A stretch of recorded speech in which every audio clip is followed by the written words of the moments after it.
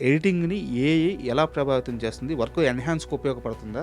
లేదా ఎడిటర్‌లకి AI challenge అయిందా? AI అనేది ఒక టెక్నాలజీ అంతే. అది ఎమోషన్‌ని తీసుకురాలేదు కదా! ఒకంతకు హెల్ప్ అవుద్ది అంతే. దానివల్ల బయట నుంచి అప్పటిదాకా మనతో పనిచేసిన స్టార్స్ గానీ, వాళ్ళు గానీ మన క్షేమాలు కనుక్కోవడం ఉంటదా? మనం బిజీగా ఉంటేనే మనం గుర్తుంటాం. మనం ఒక్కసారి సినిమాలు చెయ్యట్లేదా? ఉండదు. ఉండదు. మనం ఏదో అసలు ఒక ఎడిటర్ వర్క్ స్ట్రక్చర్ ఎలా ఉంటది? ఆ థాట్ ప్రాసెస్ ఎలా ఉంటది? జనరల్‌గా డైరెక్టర్స్ ఏంటంటే వాళ్ళే రాసి, వాళ్ళే తీస్తే వాళ్ళు ఎక్కువ ఇష్టపడతారు సినిమాని. సో, వాళ్ళని ఒప్పించడం కొంచెం కష్టం అవుద్ది. బట్ చెప్తా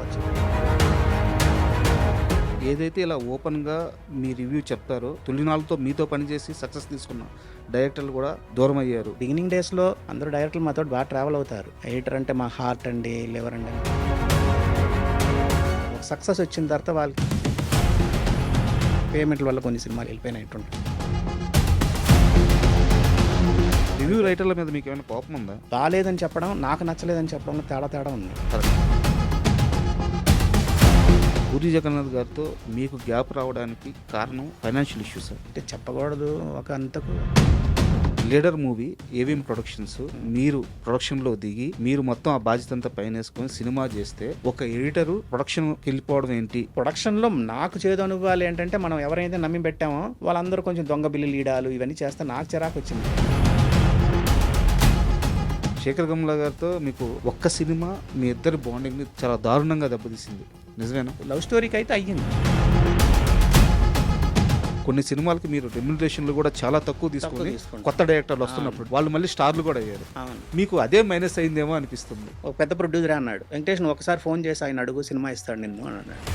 నేను ఎందుకు ఫోన్ చేసి అడగాలండి? అతనికి నేను కావాలంటే అతను నా దగ్గరకు రావాలి.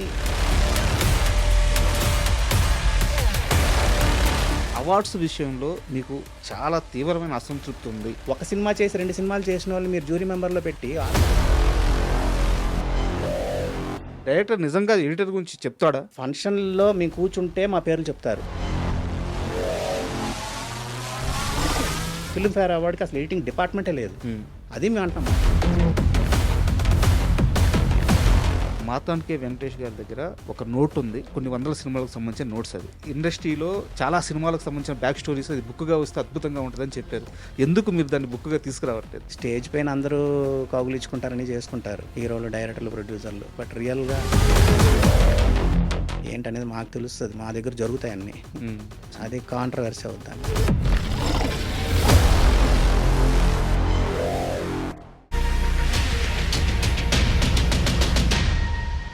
Hi, welcome to my show. Cinema industry success rate 2-4%. అలాంటి ఓ పరిశ్రమలో ఓ టెక్నీషియన్ ఉంటూ 500 సినిమాలకు పనిచేసి సుమారు 90కి పైగా సక్సెస్ రేట్ సాధించడం సాధ్యమా? సాధ్యమే. ఆ వ్యక్తి ఎడిటర్ కే మార్తాండ్ వెంకటేష్ గారు ఈరోజు మనతో పాటు స్టూడియోలో ఉన్నారు. అయితే వారి ప్రయాణం 3 దశాబ్దాలు కాదు, అంతకుముందు వాళ్ళ తండ్రి గారి దగ్గర నుంచి వాళ్ళ ఫ్యామిలీ అంతా ఇండస్ట్రీలోనే ఉన్నారు. కొన్ని వందల హిట్ సినిమాలకు పనిచేసిన మనిషి ఆయన ఈరోజు మనతో పాటు స్టూడియోలో ఉన్నారు. వారిని అడిగి ఆ సినిమా విశేషాలు, వాళ్ళ కెరీర్ విశేషాలు అవన్నీ తెలుసుకుందాం. హాయ్ సార్, నమస్తే. నమస్తే సార్, మార్తాండ్ కే వెంకటేష్, ఇందాక నేను చెప్పినట్టు కొన్ని వందల సినిమాలకి టైటిల్స్ పడేటప్పుడు మేము చూసిన పేరు, కొన్ని వందల హిట్ సినిమాలకి మేము చూసిన పేరు. అలాంటి మీతో ఈరోజు ఇంటర్వ్యూలోకి వచ్చడం చాలా ఆనందంగా ఉంది. సో నా ఫస్ట్ క్వశ్చనే మీ పెళ్లి సందర్తో స్టార్ట్ చేస్తాను. సార్, మీకు ఫస్ట్ బ్లాక్ బస్టర్ అనుకుంటాను యాజ్ ఎడిటర్గా పెళ్లి సందడి, అంతేనా? అంతే. నా డౌట్ ఏంటంటే పెళ్లి సందడి క్లైమాక్స్, రవళి గారు పెళ్లి చూపులకు వచ్చిన హీరోని ప్రేమిస్తుంటారు. అంతకుముందే శ్రీకాంత్ గారు ఆ అమ్మాయిని ప్రేమిస్తూ ఉంటారు. ప్రేమించిన అమ్మాయికి విషయం తెలిసి రవళికి ఆ అబ్బాయి దక్కాలని ఈ అమ్మాయి ప్రయత్నిస్తుంటుంది. శ్రీకాంత్ గారు నిజం చెప్పలేదు. సెకండ్ హాఫ్ అంతా ఆ కాన్ఫ్లిక్ట్ అలా నడుస్తూ ఉంటుంది. క్లైమాక్స్లో ఆ పాయింట్ రివీల్ చేయడానికి ఆ పాయింట్ వచ్చినప్పుడు రవళి గారు ఆమె చేయి పట్టుకుని లోపలికి తీసుకెళ్తారు. ఆడియో ఉండదు, రౌండ్ ట్రాలీ తిరుగుతూ ఉంటుంది. జస్ట్ ఫ్రాక్షన్ ఆఫ్ సెకండ్స్లో పెళ్లి కూతురు గెటప్ మారిపోయి ఈ రవళి అమ్మాయిని బయటికి తీసుకొస్తుంది అనమాట, ఇంకో హీరోయిన్ని. అప్పుడు ఒక పాట అట్ట ఓపెన్ అవ్వగానే ప్రియమైన తమవారి సుఖశాంతులే కోరి క్లైమాక్స్ పీక్స్. నిజానికి అంత కాన్ఫ్లిక్ట్ని రివీల్ చేయాల్సిన సీన్లో సంభాషణ ఉండదు, లెంత్ ఉండదు, ఒక చిన్న లిరిక్, సో, రాఘవేంద్రరావు గారు అక్కడ ఏమి నమ్మారు వర్కౌట్ అవుద్దని? మీరు దాన్ని ఎలా కన్సీవ్ చేయగలిగారు? మీరెలా నమ్మగలిగారు? ఆ రోజు డిస్కషన్ ఏం నడిచింది ఈ సీన్‌లో? అంటే డిస్కషన్ మా ఎడిటింగ్ రూమ్‌లో స్క్రిప్ట్ గురించి జరగదండి. సార్. వాళ్ళు తీసింది మేము ఎడిట్ చేస్తాం అంతే. సార్. తీసింది ఎడిట్ చేస్తాం. సినిమా నచ్చింది బావుందని చెప్పాం అంతే. అంతేగాని మా దగ్గర డిస్కషన్ అలాంటివేమి ఉండదు. వాళ్ళు అన్నీ ఓకే అయిన తర్వాత కదా తీస్తారు సినిమా. అవునవును. అవును. కాబట్టి అలాంటివేమి అంతే అదేం ఉండదు. అంటే మీరు ఫస్ట్ మూవీ కదా సార్! ఆ సీన్‌కి వర్క్ చేసేటప్పుడు మీకు అంటే ఫస్ట్ సినిమా అయినా నేను రాఘవేంద్ర గారి దగ్గర అసిస్టెంట్‌గా మా ఫాదర్ చేసిన సినిమాలకి చేశారు. అసిస్టెంట్‌గా చేశాను చేశారు. నేను. అవును. హ్మ్. కాబట్టి ఆయన నాకు పరిచయం అంతే. ఆయన నాకు లాంచ్ చేశారు నన్ను. అవును. ఫస్ట్ సినిమా అల్లరి ప్రేమికుడు ఇచ్చి నాకు అవును. జగపతి బాబు గారు. లాంచ్ అవును. చేశారు అంతే. నన్ను ఇంట్రడ్యూస్ చేశారు అంతే. మీ ఫాదర్ హెల్ప్ లేకుండా నువ్వు చెయ్యాలన్నారు చేశాం. సార్. అంతే అని అంటే నన్ను ఇష్టపడ్డారు అంతే ఆయన. సార్. బాగా చూసుకుండేవారు నన్ను అంతే. బాగా నాకు ఎడిటింగ్ అయితే నేర్పించేవారు ఆయన. హ్మ్. బిగినింగ్ డేస్‌లో నేను బాగా నేర్చుకున్నాను ఆయన దగ్గర. అంతేగాని అంటే పర్టికులర్‌గా ఆ సీన్ వల్ల మేమేం చేసింది ఏమి ఉండదండి. వాళ్ళు సార్. తీసింది మేము ఎడిట్ చేస్తాం అంతే. హ్మ్. హ్మ్. అండ్ పెళ్లి సందడి విషయానికొస్తే చాలా చిన్న సినిమా సార్ అది. లెంత్ పరంగా చెప్తున్నాను. అవును. బట్ సాంగ్స్ చాలా ఎక్కువుంటాయి. 9 పాటలుంటాయి. 9 పాటలుంటాయి. ఆ టైంలో ఇంచుమించు ఆ సినిమాకి కొంతలో కొంత industry record just miss cinema అది. హ్మ్. సో, అలాంటి బ్లాక్ బస్టర్ వచ్చినప్పుడు మీ కెరియర్‌కి పెళ్లి సందడి ఎలా ఉపయోగపడింది? అలా అంటే నా కెరియర్‌కి నేను సురేష్ ప్రొడక్షన్‌లో చేయడం, సార్. నేను ఫస్ట్ ఎడిటర్‌గా అవ్వడమే నాకు ఎడిటర్ రాఘవేంద్ర గారు సినిమా ఇచ్చారని చెప్పి సురేష్ బాబు వాళ్ళ సినిమా ఇయడం. సురేష్ బాబు గారు వీళ్ళందరూ సినిమాలు చేస్తున్నప్పుడే నాకు పవన్ కళ్యాణ్ గారు పరిచయం అవ్వడం, ఆయన సార్. సినిమాలు ఇయడం. సార్. నేను చేసిన 10 సినిమాల్లో 7 సినిమాలు బ్లాక్ బస్టర్‌లయ్యాయి ఆ టైంలో. కరెక్ట్. అలా అందుకుందండి అందుకే. అంటే మేము చేస్తే సినిమా హిట్ అన్న ఆ పేరు వచ్చింది అంతే. ఇండస్ట్రీలో మీకు తెలుసు కదా సెంటిమెంట్ ఎక్కువ. అలా వచ్చింది అంతేగాని నాకు ఇనిషియల్ కెరియర్‌లో నాకు ఆయన సినిమా ఇవ్వడం మిగతా వాళ్ళందరూ ఇచ్చారు. సార్. ఆయన పెద్దాయన ఇచ్చారని చెప్పి సురేష్ బాబు వాళ్ళని అడిగారు ఆయన. నేను సురేష్‌లో అసిస్టెంట్‌గా ఉన్నప్పుడు సురేష్ బాబు వాళ్ళని అడిగారు. వెంకటేష్‌కి ఇయ్యొచ్చా అంటే ఇయ్యండి మంచి కుర్రాడు బాగా చెప్తాడు అని. వాళ్ళకి నేనంటే బాగా ఇష్టం రామానాయుడు గారు, సురేష్ బాబు గారు. సార్. అలా కెరియర్ జర్నీ అయింది. వాళ్ళు ఇచ్చారని వీళ్ళు అలా కంటిన్యూస్‌గా నేను చేసిన సినిమాలు ఆడడం హ్మ్. ఆ టైంలో. అలా కెరియర్ నాకైతే బాగుంది. అండ్ మీ గురించి చెప్పుకోవాలనుకుంటే ఫస్ట్ సురేష్ ప్రొడక్షన్స్ ప్రస్తావన ఖచ్చితంగా ఉండి తీరాల్సిందే. మీ నేను గురించి గాని, నేర్చుకున్నది ఫాదర్ అక్కడే. గురించి గాని. సో, ఆ ఫ్యామిలీతో మీ ఫ్యామిలీకి ఉన్న అసోసియేషన్ ఏంటి? లేదండి. అంటే వాళ్ళు ఈరోజు మేము ఇలా ఉన్నామంటే దానికి కారణం సురేష్ ప్రొడక్షన్స్ వాళ్ళు. సార్. మా ఫాదర్ బ్యానర్ పెట్టిన దగ్గర నుంచి మా ఫాదర్ దానికి ఎడిటర్. మా ఫాదర్ దగ్గర నేను అసిస్టెంట్‌గా చేరాను. సార్. నన్ను బాగా ఇష్టపడేవారు రామానాయుడు గారు గానీ, సురేష్ బాబు గానీ. నేనంటే బాగా ఇష్టం. ఏం సినిమా చూసిన వెంటనే వచ్చి నన్ను అడిగేవారు ఒపీనియన్. నా ఒపీనియన్ నేను చెప్పేవాడిని. ఓపెన్‌గా ఉండేవారు. నన్ను బాగా చూసుకుండేవారు. మేము మా ఫ్యామిలీకి ఈ రోజుకి మాకు వాళ్ళు గాడ్ ఫాదర్ లాగా వాళ్ళ ఫ్యామిలీ. సార్. అయితే నేను ఇప్పుడు కరెంట్ సిట్యుయేషన్ గురించి అడుగుతున్నాను సార్. సురేష్ ప్రొడక్షన్స్ అంటే ఒకప్పుడు చాలా యాక్టివ్‌గా మూవీస్ చేస్తూ చాలా పెద్ద సినిమాల ప్రాజెక్ట్స్ హ్యాండిల్ చేస్తూ బట్ వాళ్ళు ఏ రోజు కూడా కథను నమ్మే సినిమాలు చేస్తారు. అవును. ఈరోజు మారిన పరిస్థితుల వల్ల వాళ్ళు సినిమాలు వాంటెడ్‌గా తగ్గించుకున్నారు. హ్మ్. సో, సురేష్ బాబు గారితో ఎప్పుడైనా మీకున్న అసోసియేషన్‌లో మారిన ఈ ట్రెండ్ గురించి, సినిమా ఇండస్ట్రీ గురించి ఎప్పుడైనా ఏమన్నా మాట్లాడుతున్నప్పుడు ఆయన మీకు షేర్ చేసుకున్న మూమెంట్స్ ఏంటి? వాళ్ళందరూ వాళ్ళంతా ప్రాపర్ ప్రొడ్యూసర్స్ అండి. వాళ్ళ స్క్రిప్ట్ ఉండి ఆ స్క్రిప్ట్‌కి హీరో ఎవరని చూస్తారు. కరెక్ట్. అంతేగాని ఈ రోజుల్లో హీరో ఓకే అంటే సినిమా చేస్తున్నారు. వాళ్ళు అలాగుండదు. ఈ స్క్రిప్ట్‌కి ఎవరు సరిపోతారో వాళ్ళు చేస్తారు. సార్. పెద్ద హీరోయే ఉండాలనేది కాదు. ఆ సినిమాకి చిన్న హీరో ఉండాలన్నా సరే వెళ్ళిపోతారు వాళ్ళు. హ్మ్. బడ్జెట్ రిస్ట్రిక్షన్స్ ఉంటాయి. వాళ్ళు ఇంతలోనే చెయ్యాలి. ఇంత అయితేనే మనం సేఫ్‌గా ఉంటాం అని ఆ లెక్కలుంటాయి వాళ్ళకి. సార్. అది దాటి వెళ్ళరు. అందుకే పెద్ద సినిమాలైనా, చిన్న సినిమాలైనా వాళ్ళు ఫ్లాప్ గానీ ఏదున్నా సరే నష్టపోరు. ఆ క్యాలిక్యులేషన్స్ ఉంటాయి వాళ్ళ దగ్గర. హ్మ్. ఈ సినిమాకి ఇంతే ఖర్చు పెట్టాలని అంతే ఖర్చు పెడతారు. ఏదో సినిమా పెద్ద సినిమా అని ఎక్కువ ఖర్చు పెట్టేయడం, పెద్ద హీరో అని ఎక్కువ ఖర్చు పెట్టేయడం. సార్. మనం ఈ హీరోకి ఇంత రెమ్యునరేషన్ ఇయ్యాలని అనుకుంటారు వాళ్ళు. హ్మ్. ఆ రెమ్యునరేషన్‌లో అలా వస్తే చేస్తారు. లేకపోతే చెయ్యరు వాళ్ళు. కావాలంటే హీరోని మార్చుకుంటారు గానీ అంతే ఆ టైప్ అండి వాళ్ళు. వాళ్ళంతా ప్రాపర్ ఫిల్మ్ మేకర్స్ ఆళ్ళు. ఆ! సార్ యాక్చువల్‌గా టెక్నికల్‌గా ఒక చిన్న డౌటు. ఇప్పుడు మామూలుగా ఏ రైటర్ అయినా సరే కథ రాసుకున్న తర్వాత ఒక స్క్రీన్ ప్లే ఆర్డర్ ఉంటది. సీన్ ఆర్డర్ ఉంటది. ఆ సీన్ ఆర్డరు లేదా ఆ స్క్రీన్ ప్లే ఆర్డరు తీసుకొచ్చి వాళ్ళు షూట్ చేసిన తర్వాత ఆ ఆర్డర్‌లో ఎడిటింగ్ చేస్తారు. హ్మ్. సో, ఆ ఆర్డర్‌లో ఎడిటింగ్ చేసిన తరువాత ఎడిటరు దాన్ని ఎన్హాన్స్ చేసే విధానం ఎలా ఉంటది? అంటే ఆ సీన్ వైస్‌ని మార్చేసిన సందర్భాలు ఉంటాయి. లేదా వచ్చిన ఫుటేజ్‌ని లెంత్ తగ్గించడం ఉంటది. అసలు ఒక ఎడిటరు ఆ బేసిక్ వర్క్ స్ట్రక్చర్ ఎలా ఉంటది? ఆ థాట్ ప్రాసెస్ ఎలా ఉంటది? ఎడిటింగ్‌కి అలాగా అంటే ఫుల్ సినిమా వచ్చిన తర్వాత ఎడిటింగ్ ఉండదండి. సార్. ఏ రోజుకి ఆ రోజు రష్ వస్తుంది మాకు. షూట్ చేసింది వస్తుంది, మేము ఎడిట్ చేసుకుంటూ వెళ్తాం. సో వెళ్ళేటప్పుడు మాకు మేము సినిమా మేము చూసేటప్పుడు మాకు ఎగ్జైట్మెంట్ ఉంటే బాగుందని చెప్తాం. మాకు అంటే చూసిన సినిమా లాగా ఉంది అని అంటే చెప్తాం. పెద్ద గొప్పగా లేదండి, చూసుకోండి, కరెక్ట్ చేసుకోండి అని చెప్తాం. మేము అనుకుందే వస్తుంది అనుకోండి, సార్ మేము అనుకుందే వస్తుంది సార్, కొత్తగా ఏముందని అంటాం. ఇలాంటి ఫీడ్బ్యాక్లు ఇస్తాం. మాకు సినిమా ఏమైనా సీన్స్ నచ్చకపోతే ఇది పండలేదు సార్ అని చెప్తాం. అలా అయితే ఉంటుంది. అంతేగాని అంటే లెంత్ పరంగా అంటారా, మమ్మల్ని నమ్మి వదిలేస్తారు కొంతమంది. మేము ఎడిట్ చేసి ఇది కరెక్ట్ అని చెప్తాం. జనరల్గా డైరెక్టర్స్ ఏంటంటే వాళ్ళే రాసి వాళ్ళే తీస్తే వాళ్ళు ఎక్కువ ఇష్టపడతారు సినిమాని. సో వాళ్ళని ఒప్పించడం కొంచెం కష్టం అవుద్ది. బట్ చెప్పిందే చెప్తున్నామండి, అలా అవి కొంచెం మారుస్తే బాగుంటుంది, స్క్రీన్ ప్లే మారుస్తే బాగుంటుందండి అని చెప్తాం.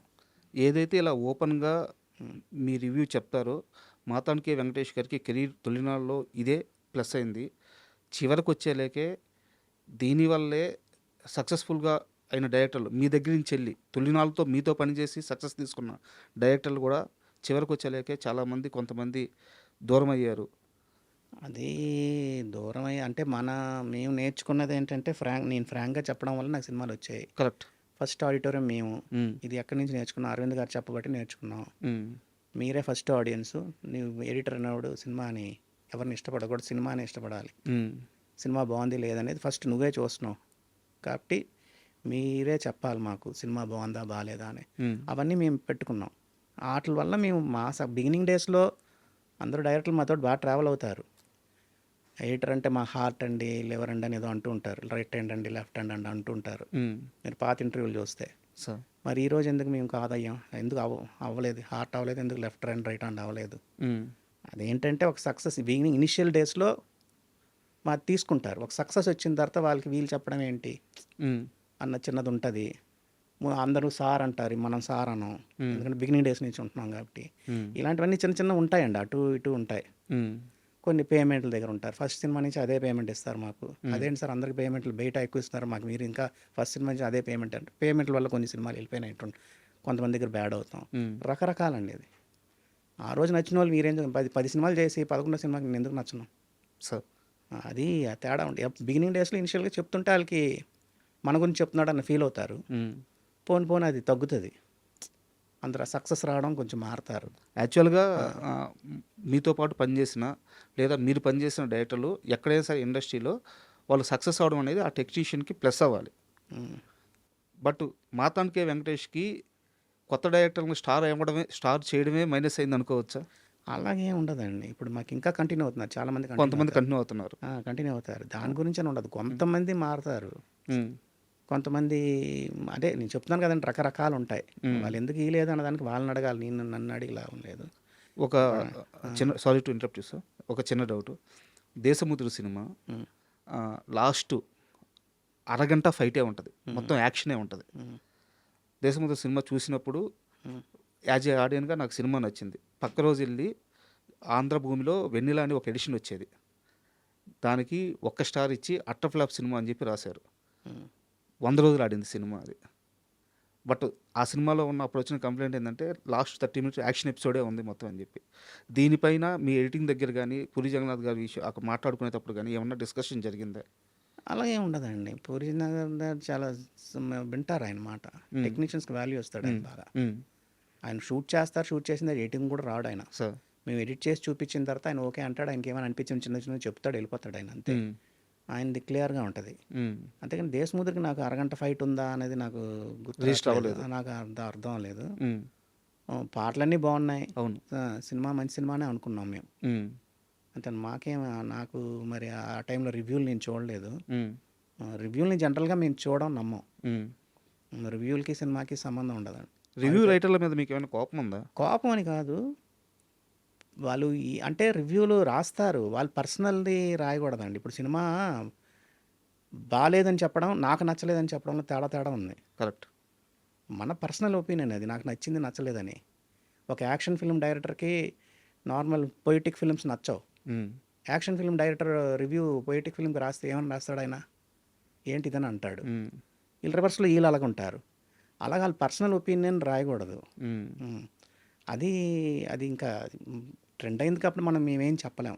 మేమేమంటామంటే ప్రతి సినిమాకి ల్యాగ్ ఉందని అంటారు. ఉమ్, రివ్యూ పైన టైటిల్కి రాసిన కింద దానికి సంబంధం ఉండదు. ఎడిటింగ్ బాగుందని అంటారు, లాస్ట్ హాఫ్ అన్ అవర్ స్లోగా ఉందంటారు. లాస్ట్ హాఫ్ అన్ అవర్ స్లోగా ఉంటే ఎడిటింగ్ ఎలా బాగున్నట్టు? అలాంటివి తేడాలు ఉంటాయండి. రివ్యూ రాసిన దాంట్లోనే, వాళ్ళు రాసిన రివ్యూల్లోనే ఉమ్, మన అర్థం అవుతుంటుంది మనకి. కాబట్టి అది మేము ఇంకా అంత పర్టికులర్గా మేము పెద్దగా పట్టించుకోం రివ్యూలు అంటే. చూస్తాం, చదవడం అయితే చదువుతాం, కానీ మనం ఎక్కడైనా మేము ఎడిటింగ్ రూమ్లో ఫీల్ అయ్యింది అది క్వశ్చన్ చేశారనుకోండి, ఓహో వీళ్ళకి కూడా అది ఇచ్చింది అయితే మనది కరెక్ట్ అని, అలాంటివేవో మేము రీచెక్ చేసుకుంటాం, కానీ దానిపైన డిపెండ్ అవ్వం. సార్ పెద్ద సినిమాలకి అన్నిటికీ మినిమం 2.5 ఇస్తారు, 2 ఇస్తారు. చిన్న సినిమాలకి 1 ఇస్తారు, 5.5 ఇస్తారు. ఆ తేడా ఎందుకు రివ్యూల్లో రాసేవాళ్ళకి? పెద్ద సినిమాకి కూడా అలాగే రాయాలి కదా వాళ్ళు, ఉమ్, అలా రాయరు. ఉమ్. అలాంటి చిన్న చిన్న తేడాలు ఉంటాయి. చిన్న సినిమాలకి ఇప్పుడు ₹1,00,00,000 చేసి ఆ సినిమా 2 కోట్లు కలెక్ట్ చేసిందంటే అది సూపర్ హిట్ కింద లెక్క. కరెక్ట్, అవును. 100 కోట్లు చేసి నీకు 100 కోట్లు కలెక్ట్ చేస్తే అది ఎలా హిట్? నీకు సినిమా హిట్ అని అంటారు. అది తేడా. 100 కోట్ల సినిమా అంటారు. 100 కోట్ల సినిమా అని అంటారు, బట్ ఎంత ఖర్చు పెట్టారు? అదే 100 కోట్లు కదా ఖర్చు పెట్టారు, అంటే రూపాయి కూడా రాలేనట్టు లెక్క కదా. అవును, బట్ ₹1,00,00,000 సినిమా చేసింది 2 కోట్లు 3 కోట్లు కలెక్ట్ చేసిందంటే సూపర్ హిట్ లెక్క. Super hit. అది ఆ తేడా వాళ్ళు రాయరు ఎప్పుడు, మీడియా కూడా చెప్పదు. అలాంటివి చిన్న చిన్నవి అనుకుంటూ ఉంటాం అంతే, మేము డిస్కస్ చేసుకుంటూ ఉంటాం. అంటే ఎందుకు ఈ ప్రశ్న అడిగానంటే రివ్యూ రైటర్ల గురించి ఏ విషయం మీదైనా సూటిగా మాట్లాడతారు కానీ మాతోని వెంకటేష్ గారు, బట్ ఎక్కడా కూడా కోపంగా కానీ అలా మాట్లాడే సందర్భాలు లేవు. సబ్జెక్ట్ మాట్లాడతారు. అంతే అండి. కానీ ఒక రివ్యూ రైటర్ల విషయంలోనే ఒకసారి మీరు అసహనం వ్యక్తం చేశారు. అసహనం అని కాదండి, నేను దీని గురించే చెప్తున్నాను. నేను ఉమ్, మాకు వాళ్ళ పైన మాకేముంటుంది చెప్పండి? మాకు అదేం లేదు. రివ్యూ రైటర్ల పైన మాకేముండదు. ఎవరు రివ్యూ అంటే నేను అనేది ఏంటంటే 10 నిమిషాలు తీయొచ్చు, 20 నిమిషాలు తీయొచ్చు అని రాస్తారు. ఉమ్, ఒక సినిమా బాగుంది, ఒక 20 నిమిషాలు తగ్గించండి అంటారు. ఆ 20 నిమిషాలు ఏంటో నువ్వు రాయి. సినిమా చూసావు కదా నువ్వు, ఆ 20 నిమిషాలు ఏం తీసేయచ్చో నువ్వు ఈ సీన్లు తీసేయండి, ఈ సీన్లు తీసేయండి రాయండి. ఎందుకు పెట్టాము మేము? దానికి ఏదో ఒక లాజిక్ ఉంటుంది, ఒక లింక్ ఉంటుంది కథకి. ఉమ్, అందుకు నేను అంటున్నాను. నేను అవి మేము మా ఎడిటింగ్ రూమ్లో మేము అన్నీ డిస్కస్ చేసే డైరెక్టర్ మేము ఊరికే వెళ్ళాం కదండి. సినిమా రిలీజ్ అవుతుంది అన్నప్పుడు 10 మంది చూస్తారు, అసిస్టెంట్లు చూస్తారు, అసిస్టెంట్ డైరెక్టర్లు చూస్తారు, మేము చూస్తాం, టెక్నీషియన్స్ చూస్తారు, ప్రొడ్యూసర్ చూస్తాడు, ఆర్టిస్టులు చూస్తారు. వాళ్ళందరూ ఫీడ్బ్యాక్లు తీసుకుని ఎడిట్ చేస్తాం. 20 నిమిషాలు తగ్గిస్తే బాగుంటుంది. 20 నిమిషాలు ఏం తగ్గించాలని రాస్తే వాళ్ళు, అది ప్రాపర్ రివ్యూ లెక్క నా లెక్కలో. సార్ ఊరికినే రాయడం, వేగ్గా రాయడం కాదు కదా అంటాం మేము. యాక్చువల్గా నేను చంద్రమహేష్ గారిని ఇంటర్వ్యూ చేశాను. వారు ఇంటర్వ్యూలో మన జయం మందేరా సినిమాకి సంబంధించి ఒక డిస్కషన్ వచ్చిందనమాట. జయం మందేరా శ్రీహరి గారు వేరే సినిమా చేస్తున్నారు అప్పుడు. అదే టైంలో 2 కథలు సేమ్ ఉన్నాయని చెప్పి డిస్కషన్ నడిచింది. మన తర్వాత ఎన్ శంకర్ గారు వెళ్ళి మాట్లాడుకొని చూసుకొచ్చుకొని చేశారు. అండ్ ఎడిటింగ్ విషయంలో కూడా ఆ సినిమా తేడా రావడానికో లేదా భానుప్రియ గారికి సంబంధించిన ఇలా బాగా లెంత్ అయినాయో చాలా ట్రీట్మెంట్ ఎడిటింగ్ టేబుల్ మీద జయం మందేరాకి జరిగిందని చెప్పి వారే చెప్పారు, చంద్రమహేష్ గారే చెప్పారు. అది జయమందిర ఏంటంటే అండి, cinema one day Suresh Babu సినిమాలన్నీ సార్ 1 డే బిఫోర్ రిలీజ్ అవుద్ది. ఉమ్, ఒక్క షో వేస్తారు ఎక్కడో ఒక దగ్గర, రాజమండ్రిలోనో ఉమ్, నెల్లూరు సైడ్ ఎక్కడో వేస్తారు. అక్కడ ఒక షో జనంకి వేస్తారనమాట, వచ్చిన క్రౌడ్కి అంతే. ఇది పర్టికులర్ మేము వేస్తున్నాం అని చెప్పరు. ఏదో ఆడే సినిమాని తీసే సినిమా అనౌన్స్మెంట్ కూడా ఉండదు. ఏం ఉండదు. ఉమ్, సడన్గా మార్నింగ్ తీసుకెళ్ళి ఆ బోర్డు పెట్టి వేస్తారు. ఉమ్, వచ్చిన క్రౌడ్ చూసేసి ఆ క్రౌడ్ ఒపీనియన్ తీసుకుంటారు. ఓకే. ఎక్కడేసినా జనం ఒపీనియన్ ఒకటే ఉంటుంది అన్నది ఆయన స్ట్రాంగ్గా బిలీవ్ చేస్తారు, నాయుడు గారు. సురేష్ బాబు. ఓకే. అది అక్కడ చూసినప్పుడు ఆ ఫస్ట్ షోకి వెంకటేష్ బాబు చనిపోవడం అవన్నీ చాలా మోసేశారు సినిమా. ఉమ్, క్యాట్ కాల్స్ ఎక్కువ వచ్చాయి, అరుపులు గిరుపులు అన్నీ ఓ అని అరిశారంట, ఎక్కువ ఏడుపులు ఉన్నాయని. ఉమ్, అవి ఇమీడియట్గా మేము ఆ తర్వాత మ్యాట్రిక్ షాట్లు అనేవి తీశారు. గాల్లో ఉండి మ్యాట్రిక్ షాట్ అప్పుడు ఏవో వచ్చిందని చెప్పి తీశారు. ఓకే. ఆ ఫైట్లు ఆ షాట్లన్నీ అరుస్తున్నారని చెప్పి మీ ఎడిటింగ్ రూమ్లో అది డ్యామేజ్ కంట్రోల్ జరిగింది. ఇమీడియట్గా ఆయన ఇంక మాట వినలేదు సురేష్ బాబు. ఉమ్, ఇక్కడంతా అరుస్తున్నారు వెంకటేష్, ఇక్కడ నుంచి ఇక్కడ తీసేయండి, ఇక్కడ నుంచి ఇక్కడ తీసేయండి అని చెప్పి ఉమ్, నెక్స్ట్ డే రిలీజ్కి అది లేదు. ఓకే. అలా సినిమాని వాళ్ళ ఒపీనియన్ తీసుకుంటారు. అందరు ఒపీనియన్ ఇప్పుడు ఎవరు 10 మందికి సినిమా చూపిస్తారు, 10 మందిలో ఎవరైనా ఒక్కరు బాగాలేదన్నారన్నా ఎందుకు బాగాలేదన్నారని వాళ్ళని కూర్చోబెట్టి అడుగుతారు. ఉమ్, ఆ డిస్కషన్ ఉంటుంది వాళ్ళ దగ్గర. బట్ అలాగ డ్యామేజ్ కంట్రోల్ అయిన సినిమా అది. కానీ 15 నిమిషాల పైన నిడివి ఉండే సినిమాని తీసేశారంట. 18 మినిట్స్ 20 మినిట్స్ తీసేసామండి. అవునా? ఆ ఏడుపు సీన్లన్నీ తగ్గించేసాం. జనం చూడట్లేదు, అది కొంచెం ఆ తమిళ్ ఫ్లేవర్ ఎక్కువ ఉంది అన్నట్టు అనిపించిందని చెప్పారని అప్పటికప్పుడు నిర్దాక్షిణ ఎడిటింగ్ రూమ్కి వచ్చాను, కూర్చొని ఇక్కడ నుంచి ఇక్కడ తీసేద్దాం, ఇక్కడ నుంచి తీసేద్దాం అని చెప్పి దాన్ని ఎలా స్మూత్ చేయాలో చేసేసి అసిస్టెంట్లు వెళ్ళి ఆ నైటే వెళ్ళి థియేటర్లో ఎక్కడుంటే అక్కడ ప్రింట్ అంటే ఆ ప్రింట్లో రిమూవ్ చేసుకుంటూ వెళ్ళిపోయారు. సార్ అలా ఆ డ్యామేజ్ కంట్రోల్ అయ్యిందనమాట. అలా అన్ని సినిమాలకు ఉంటుందండి, అక్కడ సురేష్లో జరిగే సినిమాలన్నిటికీ ఉంటుంది. సార్ కాబట్టి ఆయనకి ఎప్పుడు ఆ చిన్న సక్సెస్ రేషియో ఉంటుందండి. ఆయన ఎక్కువ ఇన్వాల్వ్ అవుతారు సినిమాలో. అందరు ఇన్వాల్వ్ అవుతారు. ఈయన కొంచెం ఒక స్టెప్ ఎక్కువ ఇన్వాల్వ్ అవుతారు. అయితే ఒక చిన్న సరదా క్వశ్చన్ సార్. సురేష్ ప్రొడక్షన్స్‌లో నాయుడు గారి టీము, సురేష్ బాబు గారి టీము 2 వేరు వేరుగా ఉంటాయి. ఎవరి పనులు వాళ్ళవే. బట్ టీమ్స్ వైస్ విడిపోయి ఉంటారు. సరదాకి అంటే వర్క్ కోసమే అని చెప్పి చెప్తూ ఉంటారు. కరెక్టేనా? అదేం ఉండదండి. సురేష్ బాబు టీము, నాయుడు గారి టీం అనేది ఉండదు. హ్మ్. నాయుడు గారు ఏంటంటే స్పీడ్. ఆయనకు ఒకసారి కథ విన్నాడా, నచ్చిందా ఇమ్మీడియట్‌గా వెళ్ళిపోతారు ఆయన. హ్మ్. సురేష్ బాబు అలా కాదు. కథ నచ్చినా సరే ఇంకొక నలుగురికి చెప్పి వాళ్ళందరిని బాగుందంటేనే సినిమా చేస్తాడు ఆయన. సార్. ఆ తేడా ఉంటుంది అంతే. నాయుడు గారు అంటే ఆయనకు నచ్చిందంటే సినిమా షూట్ చేస్తారు, తీసేస్తారు. హ్మ్. సురేష్ బాబు ఏంటంటే ఇంక మేకింగ్ సైడ్ కానీ ఆటలకు కానీ కొంచెం ఇంకా రిచ్గా ఉండాలి. ఆ సీన్ ఎంతవరకు రిచ్ ఉండాలంటే రిచ్గా ఉండాలని ఆటల్లో కొంచెం ప్రొడక్షన్ వాల్యూస్ ఎక్కువ ఉంటాయి. సార్. అంతే తేడా, అంతేగాని ఇంకేం ఉండదు. ఇన్నేళ్ల ప్రయాణంలో మాతాన్‌కే వెంకటేష్‌కి వర్క్ నేర్పించిన డైరెక్టర్ అంటే మీ వర్క్ మీకు, మీ వర్క్‌ని ఎన్హాన్స్ చేసిన ఈ మూమెంట్‌లో నేను కొత్తది తెలుసుకున్నాను. ఇతని పరిచయం వల్ల నాకు కొత్తది పరిచయం అయింది. అలాంటి డైరెక్టర్ పేరు చెప్పమంటే ఎవరి పేరు చెప్తారు? అందరు డైరెక్టర్ల దగ్గర నేర్చుకుంటామండి. ప్రతి సినిమా మాకు ఒక లెసన్ లానే ఉంటుంది. సార్. ఒక సినిమా అనేది ఏం కాదు. ఇప్పుడు రాజేంద్ర గారు మాకు నేర్పించారు, ఎక్కువ నేర్పించారు. జయంత్ గారి దగ్గర ఎక్కువ నేర్చుకున్నాం మేము. బిగినింగ్ డేస్లో ఆయన సినిమాలన్నీ మేమే చేసాం. సూపర్ సక్సెస్ మూవీస్ అన్నీ. అన్నీ హ్మ్. ఆయన నేర్పించారు. ఆయన స్టైల్ డిఫరెంట్గా ఉంటుంది. సురేష్ కృష్ణ గారు నేర్పించారు ఆయన. హ్మ్. మురళీమోహన్ రావు గారు ఫస్ట్ నాకు నన్ను మా ఫాదర్ ఎడిటర్గా ఉన్నా నా వద్దాం నువ్వు వచ్చి కూర్చో అని చెప్పి ఆయన నాతో చేయించుకుండేవారు. సార్. బి గోపాల్ గారి సినిమాలకి ఫస్ట్ రష్ కట్ చేసింది నేను ఆయన సినిమాకే. హ్మ్. ఇలా అందరూ ఉంటారండి. ప్రతి డైరెక్టరు మాకు ఎక్కడో ఒక దగ్గర మేము నేర్చుకుంటాం. హ్మ్. బొమ్మరేడు భాస్కర్ అవని, శేఖర్ కొమ్ముల అవనివ్వండి, మోహన్ కృష్ణ గారు అవనివ్వండి, వీళ్ళందరూ మాకు ఎంతో అంటే వాళ్ళు సినిమా చేస్తున్నప్పుడు ఆ డిస్కషన్లో మాకు కొత్తగా అనిపిస్తూ ఉంటాయి. హ్మ్. ఏదో రొటీన్గా ఏదో చేయడం అనేది ఉండదు. ఏదో ఒక కొత్తదనం ఉంటుంది ప్రతి సినిమాకి. ఈ ఏజ్లో కూడా మాకు సార్. కొత్తగా ఏదో చెప్తుంటారు. ఇలాగ ఆలోచిస్తున్నారా వీళ్ళు, మనం ఎందుకు ఇలాగ ఆలోచించలేదన్న ఫీలింగ్ కలుగుతూ ఉంటుంది. సార్ నేను ఇలాగ అనుకున్నాను, మీరు ఎలా ఎడిట్ చేశారంటారు. హ్మ్. మేము ఒక్కొక్కసారి మేము అనుకున్న దానికంటే బెటర్గా వచ్చిందని అంటారు. ఇలాంటివి రకరకాలు ఉంటాయండి. ప్రతి సినిమాకి ఉంటాయి. ఈ ప్రయాణంలో పూరి గారితో మీ ఫస్ట్ అసోసియేషను ఇట్లు శ్రావణ సుబ్రహ్మణ్యం అవును. అనుకోవచ్చు. సో, ఆ డే 1 మీ ఇద్దరి మీటింగ్ ఎలా జరిగింది? ఏమన్నా గుర్తుందా? అది అంటే ఏమో తెలియదండి. నాకు సినిమా అయితే నాకు ఇచ్చారు. హ్మ్. ఎలా వచ్చిందని గుర్తు. మా ఇంటి కింద ఆఫీస్ ఉండేది. హ్మ్. ఆ సినిమాకి ప్రొడ్యూసర్స్ ఆఫీస్ తీసుకున్నారు. సార్. మా ఫిల్మ్ నగర్ ఇంట్లో కింద వాళ్ళు ఆఫీస్ రెంట్‌కి తీసుకున్నారు. అలా పరిచయం. అలా నేను ఎడిటర్‌గా ఉండడం నాకు ఇచ్చినట్టున్నారు. హ్మ్. బట్ ఏమో మరి నాకు ట్రావెల్ అయితే పూరి జగన్నాథ్‌తోటి బాగా ట్రావెల్ అయ్యాను. సార్. ఆయన టెక్నీషియన్స్‌కి బాగా రెస్పెక్ట్ ఇస్తారు. మేము ఏమైనా చెప్పినా వింటారు. హ్మ్. ఏది చెప్పినా పాజిటివ్‌గా తీసుకుంటాడు ఆయన. నెగెటివ్ ఆ సినిమా ఇది బాలేదండి అని అన్నా కూడా ఫీల్ అవ్వడు. హ్మ్. చాలా పాజిటివ్‌గా తీసుకుంటాడు. ఎందుకు అండి అని అంటాడు. ఇది ప్రాబ్లమ్ అండి దీంట్లో సినిమాలో. అంటే ఏమైనా చేయగలమా అని చూస్తారు.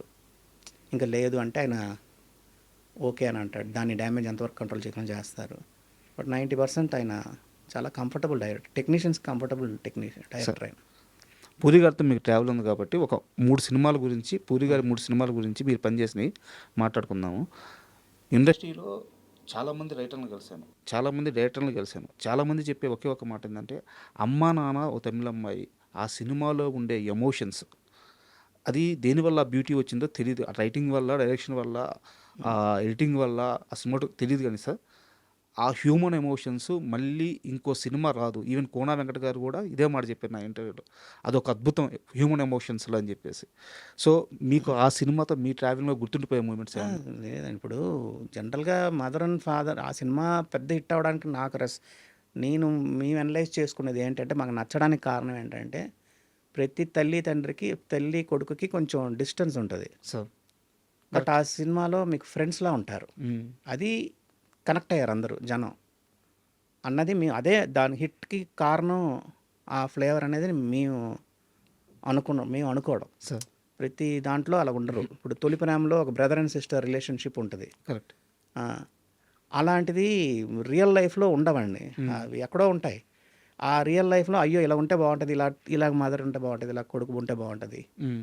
అని కనెక్ట్ అవుతారు చూసారా ఆడిటోరియం. అవి పెద్ద హిట్‌ని చేస్తాయి సినిమాలు. సార్. అవి ఇది పట్టుకోగలిగితే. హ్మ్. 'పూరి జగన్నాథ్' సినిమాలో అన్నిట్లో అవి ఉంటాయి. ఇప్పుడు 'ఇడియట్' ఉంది. ఒక అమ్మాయిని ప్రేమిస్తున్నామంటే మనం ఆలోచించి 10 సార్లు ఆలోచించి అమ్మాయి ఏమనుకుంటదని చెప్పి ఎళ్లి మాట్లాడతాం. ఐ లవ్ యూ ఏదో చెప్పాలనుకుంటే భయపడతారు. హ్మ్. దాంట్లో హీరో క్యారెక్టర్ చేసిన అలా ఉండదు. డైరెక్ట్‌గా ఎళ్లి ఐ లవ్ యూ అంటాడు. యాహ్! అదొక ఫ్యాంటసీ. అలా అయ్యో! ఇలాగుంటే బావుంటదే అన్న ఫీలింగ్ కలుగుతది చూసారా ఆడిటోరియంలో, అవి హిట్ అవుతాయని మా మేము నేర్చుకున్నవి ఇవన్నీ అంతే. సార్. అవి మేము ఎక్కడో కనెక్ట్ అయ్యామనుకోండి అలా. హ్యాపీ డేస్ ఉంది. అయ్యో! కాలేజ్ డేస్ నేనైతే కాలేజ్‌కెళ్ళలేదు. హ్మ్. కాలేజ్ డేస్ ఇంత అందంగా ఉంటదా? అసలు కాలేజ్ ఒక ఫ్యాంటసీలాగా అనిపించింది చూసినప్పుడు. అది ఇష్టపడ్డాం. అది ఆడిటోరియం కూడా అలాగే ఆ యూత్ కూడా అలాగే ఫీల్ అయ్యారు. ఆటోలో 3 కాలేజ్‌కెళ్ళే కుర్రోళ్ళు గానీ, కాలేజ్‌కి వెళ్ళవలసిన కుర్రోళ్ళందరూ అయ్యో! కాలేజ్ ఎంత బావుంటదా అన్న ఫీల్ అయ్యారు. అవును. ఆ ఎమోషన్‌ని పట్టుకోగలిగితే అవి పెద్ద సినిమాలని లెక్క మాకు. సార్. ఇప్పుడు 'గోదావరి' ఉంది. 'గోదావరి' సినిమా చేసినప్పుడు మేము బాగా ఎంజాయ్ చేసాం. అయ్యో! మనల్ని ఎవడైనా పెళ్ళికి ఇలా పిలిస్తే బావుంటదే. ఆ జర్నీలో ఇలాగెళ్తే బావుంటది అనుకున్నాం. అవి కనెక్ట్ అవుతాం చూసారా? అవి పెద్ద హిట్ అవుతాయని మా ఫీలింగ్. అది ఒక ఆడిటోరియం చిన్న అలాగ అనిపిస్తుంది. అవును. ఆడిటోరియంకి అలాగ అనిపించాలి ఆడియన్స్‌కి. అండ్ పోకిరి విషయానికొస్తే పోకిరి గురించి ఒక 2, 3 ప్రశ్నలున్నాయి సార్. నా మొదటి ప్రశ్న ఏందంటే క్లైమాక్స్‌లో నాజర్ గారు తన కొడుకెవరో రివీల్ చేసి చెప్తారనమాట. అవును. ఆడియన్స్‌కి మనం ఫేస్ చూపిచ్చేస్తాం. అవును. మహేష్ బాబు గారిని గ్రౌండ్‌లో అవును. ఆ హెలికాప్టర్ షాట్ అక్కడ రివీల్ చేసేస్తాం. ప్రకాష్ రాజ్‌కి తెలీదు. ఎందుకంటే మనకు ఆడియన్స్‌కి చూపిచ్చాడు హ్మ్. కాబట్టి. హ్మ్. తర్వాత మళ్ళీ కారు దిగి పరిగెత్తేటప్పుడు గూడా మనం ఫస్టు అంతకు ముందు షాట్‌లోనే మహేష్ బాబు పోలీసని చూసుంటాము. పరిగెత్తేటప్పుడు కూడా అదే ఎమోషన్ క్యారీ అయింది. హ్మ్.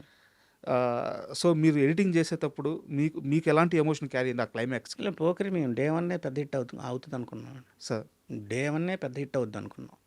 'పోకిరికి' ఏంటంటే రిలీజ్ తర్వాత ఆ బెగ్గర్ కామెడీ తీసేద్దామని రిలీజ్‌కి ముందు హ్మ్. ప్రొజెక్షన్‌లేసినప్పుడు, ప్రివ్యూలేసినప్పుడు సినిమా అంతా బావుంది. బ్రహ్మానందం గారు బెగ్గర్ కామెడీ అడ్డుతుంది సినిమాకి అని పెద్ద డిస్కషన్ పెట్టారు. తీసేద్దామని 'ఆలీ బెగ్గర్ కామెడీ తీసేద్దామన్నారు. అవునవును. దానికి నేను స్ట్రాంగ్‌గా అబ్జెక్ట్ చేశా డైరెక్టర్ గారికి. హ్మ్. పూజ గారు ఫోన్ చేసి సార్ ఇది తీసేద్దాం అంటున్నారు వెంకటేష్ తీసేద్దామా అని. లేదు లేదు సార్ ఉంచండి సార్. లేకపోతే మరీ హెవీ ఫీలింగ్ వస్తది. కామెడీ టోన్ డౌన్ చేస్తది సినిమా అని. హ్మ్. ఆ! కాబట్టి అది ఉంచండి అని చెప్పి ఉంచాం. అంతేగాని పోకిరికి పెద్ద మాకేమి డిస్కషన్సే అవ్వలేదండి. సార్. డే వన్ నుంచి సూపర్ హిట్ అనుకున్నాం మేము సినిమా. ఎందుకు సార్ 'పోకిరి' మాత్రమే ఎందుకు అంత స్పెషలు మీ దృష్టిలో? అంటే పో చెప్ 75 హ్మ్. సంవత్సరాల సినిమా రికార్డ్‌ని అప్పుడు బద్దలు కొట్టిన సినిమా. యాక్చువల్‌గా చెప్పాలంటే 'పోకిరి', 'ఇడియట్' కొంచెం ప్యారలల్‌గా దగ్గర దగ్గర ఉన్న సినిమాలండి. హ్మ్. దాంట్లో 'పోకిరిలో' దీంట్లో 'ఇడియట్‌లో' కూడా హీరో వచ్చి ఇది ఇతను ఇన్ఫార్మర్. హ్మ్. దీంట్లో పోలీస్ ఆఫీసరు. హ్మ్. కొంచెం క్యారెక్టరైజేషన్ అలాగే 2 సినిమా కటింగ్ ప్యాటర్న్‌లు 2 సినిమాకి ఒకలా ఉంటాయి. ఓకే. 'ఇడియట్' 'పోకిరి'. హ్మ్. 'అమ్మా నాన్న తమిళ' మిగతా సినిమాలు వేరేగా ఉంటాయి. హ్మ్. హీరో తెలిసి చేస్తూ ఉంటాడు. అందుకు మేము ఎలా కట్ చేసామంటే ఎవరైనా క్వెషన్ వేయకముందే ఆన్సర్ వస్తూ ఉంటది హీరో ఓకే. దగ్గర నుంచి. ఆ టైమింగ్ పెట్టాం మేము. హ్మ్. 'ఇడియట్‌లో' కూడా అలాగే ఉంటది. 'పోకిరికి' కూడా అలాగే ఉంటది. ఫస్ట్ నార్మల్‌గా ఎడిట్ చేసేసాం. హీరో ఏంటంటే తెలిసి చేస్తున్నాడు సినిమాలో. సార్. అతను ఇలా అడిగితే నేను ఇలా మాట్లాడడానికి ప్రిపేర్ అయ్యి ఉంటాడు అన్నిటికి. హ్మ్. తెలిసి చేస్తున్నాడు కాబట్టి ఎక్కడ ల్యాగ్ ఉండదు. హీరో ఆడు క్వెషన్ వేయకముందే ఆన్సర్ వస్తుంటది. ఓకే. ఆ ఫాస్ట్‌నెస్ అక్కడి నుంచి అక్కడి వచ్చింది. నుంచి తీసుకున్నాం. హ్మ్. నువ్వు నాకు నచ్చావంటే నాకు కూడా అంటాడు టక్కన హీరో. ఆ గ్యాప్ ఇయ్యడు. హ్మ్. అది ఇంకా అతనికి కాలేటట్టు ఉంటది. ఆ టైమింగ్ పట్టుకున్నాం మేము హ్మ్. 'పోకిరికి'. హ్మ్. 'పోకిరికి' గాని, 'ఇడియట్‌కి' గాని అలా. Super sir. అయితే ఆంధ్ర వాళ్ళ విషయానికొచ్చేలకే సినిమా అయిపోయింది. పూరి జగన్నాథ్ గారు రష్ చూసుకున్నారు. మీతో మాట్లాడారు. కానీ ఆ సినిమాని ఎట్టి పరిస్థితుల్లో బతికించుకోవాలని చాలా తాపత్రయపడ్డారంట ఆయన. ఏం లేదండి. మా ఆంధ్ర వాళ్ళ మాకు నాకు పర్సనల్‌గా నచ్చలేదు. నేను హ్మ్. చెప్పాను ఆయనకి అండర్ ప్రొడక్షన్‌లోనే చెప్పా. నాకు నచ్చలేదంటే ఎందుకు అని అన్నాడు. యంగ్ క్యారెక్టర్ బాగుంది సార్. ఆ ఓల్డ్ క్యారెక్టర్ చాలా చిన్న అబ్బాయిలా ఉన్నాడండి ఎన్టీఆర్. ఆ యంగ్ క్యారెక్టర్‌ని ఏజ్డ్ క్యారెక్టర్‌ని చూడలేకపోతున్నామండి. డైజెస్ట్ చేసుకోలేకపోతున్నాం. ఆ గెటప్ గాని అది. అది కొంచెం మిస్‌ఫైర్ అవుద్దేమో అని అనుకున్నాం. హ్మ్. దానివల్ల ఆడిందా? దానివల్ల ఆడలేదా? నాకు తెలీదు గానీ, బట్ మేమైతే అంత ఆయన సినిమాల్లో గ్రేట్ ఫిల్మ్ కాదనేది నా పర్సనల్ ఒపీనియన్. అది చెప్పాం. ఫ్రాంక్‌గా చెప్పాం. హ్మ్. అలా ఇవన్నీ చెప్తామండి. ఆయన ఏం పాజిటివ్‌గా తీసుకున్నారు. ఎక్కడ అయ్యో! ఇలాగన్నాడు వెంకటేష్ అని ఎప్పుడు ఆయన ఏం ఫీల్ అవ్వలేదు. హ్మ్. సార్ ఇండస్ట్రీలో మీ దాకా వచ్చిందో లేదో నాకు తెలీదు కానీ, నా దాకా వచ్చింది కాబట్టి అడుగుతున్నాను. నేను తప్పైతే కరెక్ట్ చేసుకుంటాను. పూరి జగన్నాథ్ గారితో మీకు గ్యాప్ రావడానికి కారణం ఫైనాన్షియల్ ఇష్యూసా? అంటే చెప్పకూడదు ఒక అంతకు అదే. అదేనా? అంటే ఫస్ట్ ఫిల్మ్ నుంచి అదే పేమెంట్ ఇస్తున్నారు. హ్మ్. 'పోకిరికి' సార్ అదే పేమెంట్ ఇస్తే ఎలాగండి కొంచెం పెంచండి. అన్నీ ఆయన ఓన్ ప్రొడక్షన్ అనమాట. హ్మ్. బయట చిన్న సినిమాలకి నేను ఎక్కువ తీసుకుంటున్నాను. పెద్ద సినిమాకి కూడా నేను దానికంటే తక్కువ తీసుకుంటే బాగుండదని అడిగాం. హ్మ్. ఆయన హర్ట్ అయ్యాడన్నట్టు అన్నారండి. అది నాకు కరెక్ట్‌గా తెలీదు. నేను అనుకోవడం ఇది. హ్మ్. ఆ! అలా అంటే కొంతమంది టీమ్ మారాం. పోకిరి, దేశముద్ర తర్వాత. అవును. ఫైనాన్షియల్ మ్యాటర్ అంటే అంతేలే అయ్యి ఉండొచ్చు. అదే అయ్యి ఉండొచ్చు నాకు తెలిసి. సో ఇది జస్ట్ కనుక్కోవడానికి పర్సనల్గా అడిగింది. నాకు ఆయనకి నాకు ఇప్పుడు ఈ రోజుకి ఆయన ఎక్కడైనా చూస్తే మాట్లాడతారు. ఉమ్. ఏ డైరెక్టర్ అయినా మాతోటి బాగానే ఉంటారు. వాళ్ళు సినిమా ఇస్తేనే మంచి, సినిమా ఇవ్వకపోతే మంచిగా ఏం కాదు. సార్ ఉమ్. అయితే మీరు పోకిరి సినిమాకి ఎడిటర్ కాబట్టి ఈ మధ్యకాలంలో పూరి జగన్నాథ్ గారు మాట్లాడుతూ పోకిరిలాగా లేదు, పోకిరిలాగా లేదు అంటున్నారు. పోకిరిలో ఏముందని చెప్పి నేను 2 సార్లు సినిమా చేసుకొని చూశాను, నాకేం కొత్తగా అనిపించలేదు, నేను తీసే సినిమాలు బాగానే తీస్తున్నాను, ఎందుకు ఆడట్లేదో తెలియట్లేదు అని ఒక స్టేట్మెంట్ ఇచ్చారు ఆయన. అంటే అసలు పూరి జగన్నాథ్ గారి టచ్ కానీ ఆ మేకింగ్ కానీ ఎక్కడో ఆ స్పార్క్ మిస్ అవ్వడానికి కారణం ఏంటి? మీరు ఎడిటర్గా ఇంత ట్రావెల్ అన్నారు కాబట్టి మీరేం అబ్జర్వ్ చేశారు? పూరి జగన్నాథ్ ఇది ఆల్రెడీ నేను చెప్పానండి మిగతా ఇంటర్వ్యూలో. పూరి గారి దగ్గర ఏంటంటే ఆయన ఏటీఎంకి వస్తే కూర్చుంటే ఆయన కథ తెలిసి ట్రిమ్ చేస్తుంటాడు సినిమాని. ఇది అక్కర్లేదు తీసేయండి, ఇది అక్కర్లేదు తీసేయండి అంటుంటాడు. ఆయనకి తెలుసు కాబట్టి. మిగతా డైరెక్టర్లకి ఈయనకి తేడా ఏంటంటే అదే, మిగతా వాళ్ళందరూ ఉంచమంటారు, ఈయన సినిమా చూస్తున్నప్పుడు ఇది అక్కర్లేదు తీసేయండి, ఇది అక్కర్లేదు తీసేయండి అంటూ ఉంటాడు. ఆయన్ని లేదు సార్, ఇది సినిమా ఆడిటోరియంకి అర్థం అవ్వదండి, మీరు కథ తెలిసి మీరు ట్రిమ్ చేస్తున్నారు అని ఆయన ఆపాలి. అది మరి నాకు తెలిసి ఒకవేళ వీళ్ళు ఆపట్లేదేమో అని నా ఫీలింగ్. కొత్త ఎడిటర్లు అంటే మేబీ నేను చెప్పడం తప్పు అవ్వచ్చు, ఓకే, నాకు తెలియకంటే మాట్లాడకూడదు. నేనైతే హోల్డ్ చేసేవాడిని, సార్ భలేవారు మీరు కథ తెలిసి ట్రిమ్ చేస్తున్నారండి బాబు, ఆడిటోరియంకి అర్థం ఇది ఉంచండి అని చెప్పేవాడిని. ఇప్పుడు పోకిరిలో కామెడీ ట్రాక్ వద్దన్నారు, అలాగనమాట. అలాగే మిగతా సినిమాలకు కూడా మేము ట్రిమ్మింగ్లో ఆయన టూ ఫాస్ట్ ట్రిమ్మింగ్. ఆయన ఇది అక్కర్లేదండి తీసేయండి, ఇది అక్కర్లేదని తీసేయండి అంటూ ఉంటాడు. ఆయన్ని హోల్డ్ చేయాలి, సార్ ఇది కథగా అర్థం అవ్వదండి ఉంచండి అని. అలాంటివి ఆయన దగ్గర కొంచెం అది మైనస్ అని నా పర్సనల్ ఫీల్ అండి. అది మేబీ నేను రైట్ అవ్వచ్చు, రాంగ్ అవ్వచ్చు. ఆయన్ని హోల్డ్ చేయాలి. సార్ దిల్ రాజు గారి అసోసియేషన్తో మీకు స్టార్ట్ అయింది ఆర్యా నుంచే? ఆర్య నుంచి. ఆర్యా నుంచి.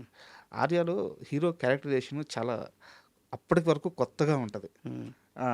మీరు ఆ సినిమా చూసిన తర్వాత ఎడిటింగ్ రషెస్ చూసి ఎడిటింగ్ స్టార్ట్ చేసే ముందు కానీ లేదా చేసే క్రమంలో కానీ ఈ డైరెక్టర్ ఎవరో మామూలుడు కాదు అనే ఒక ఫీల్ ఎప్పుడైనా కలిగిందా మీకు? చెప్పాం మేము.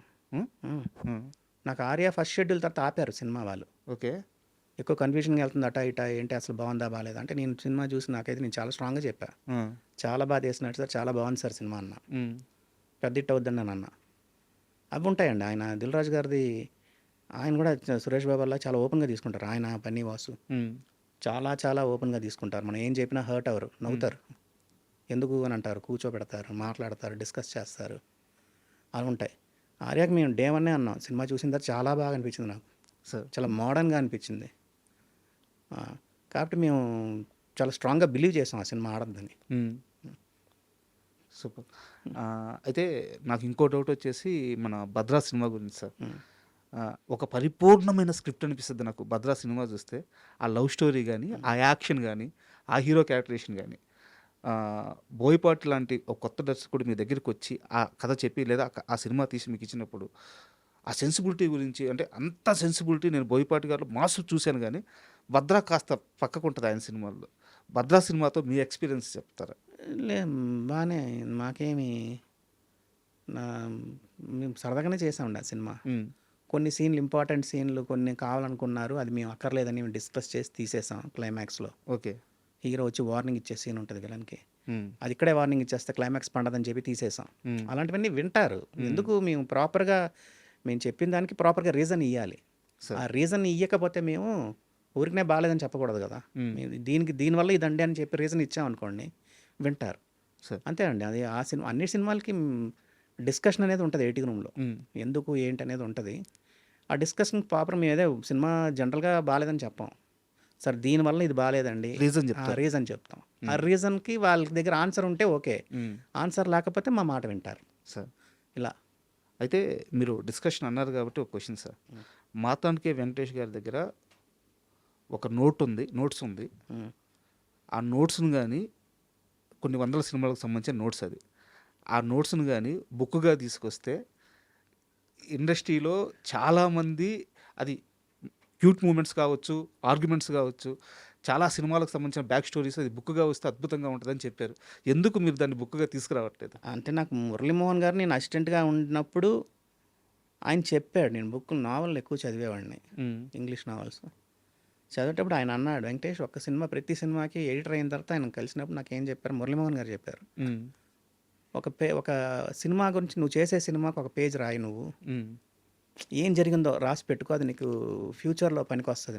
నీ తప్పులు కరెక్ట్ చేసుకోవడానికి, లేకపోతే నువ్వు రెక్టిఫై చేసుకోవడానికి ఏదైనా సరే నీకు అది పనికొస్తదని అన్నారు. అందుకు మేము ఫ్రాంక్‌గా రిలీజ్ తర్వాత మన ఒపీనియన్ మారిపోవచ్చు సినిమా పైన. సార్. ఫస్ట్‌లో మనకు సినిమా నచ్చకపోవచ్చు. రిలీజ్ తర్వాత అందరూ బాగుందంటే మనం బాగుందనొచ్చు. అవును.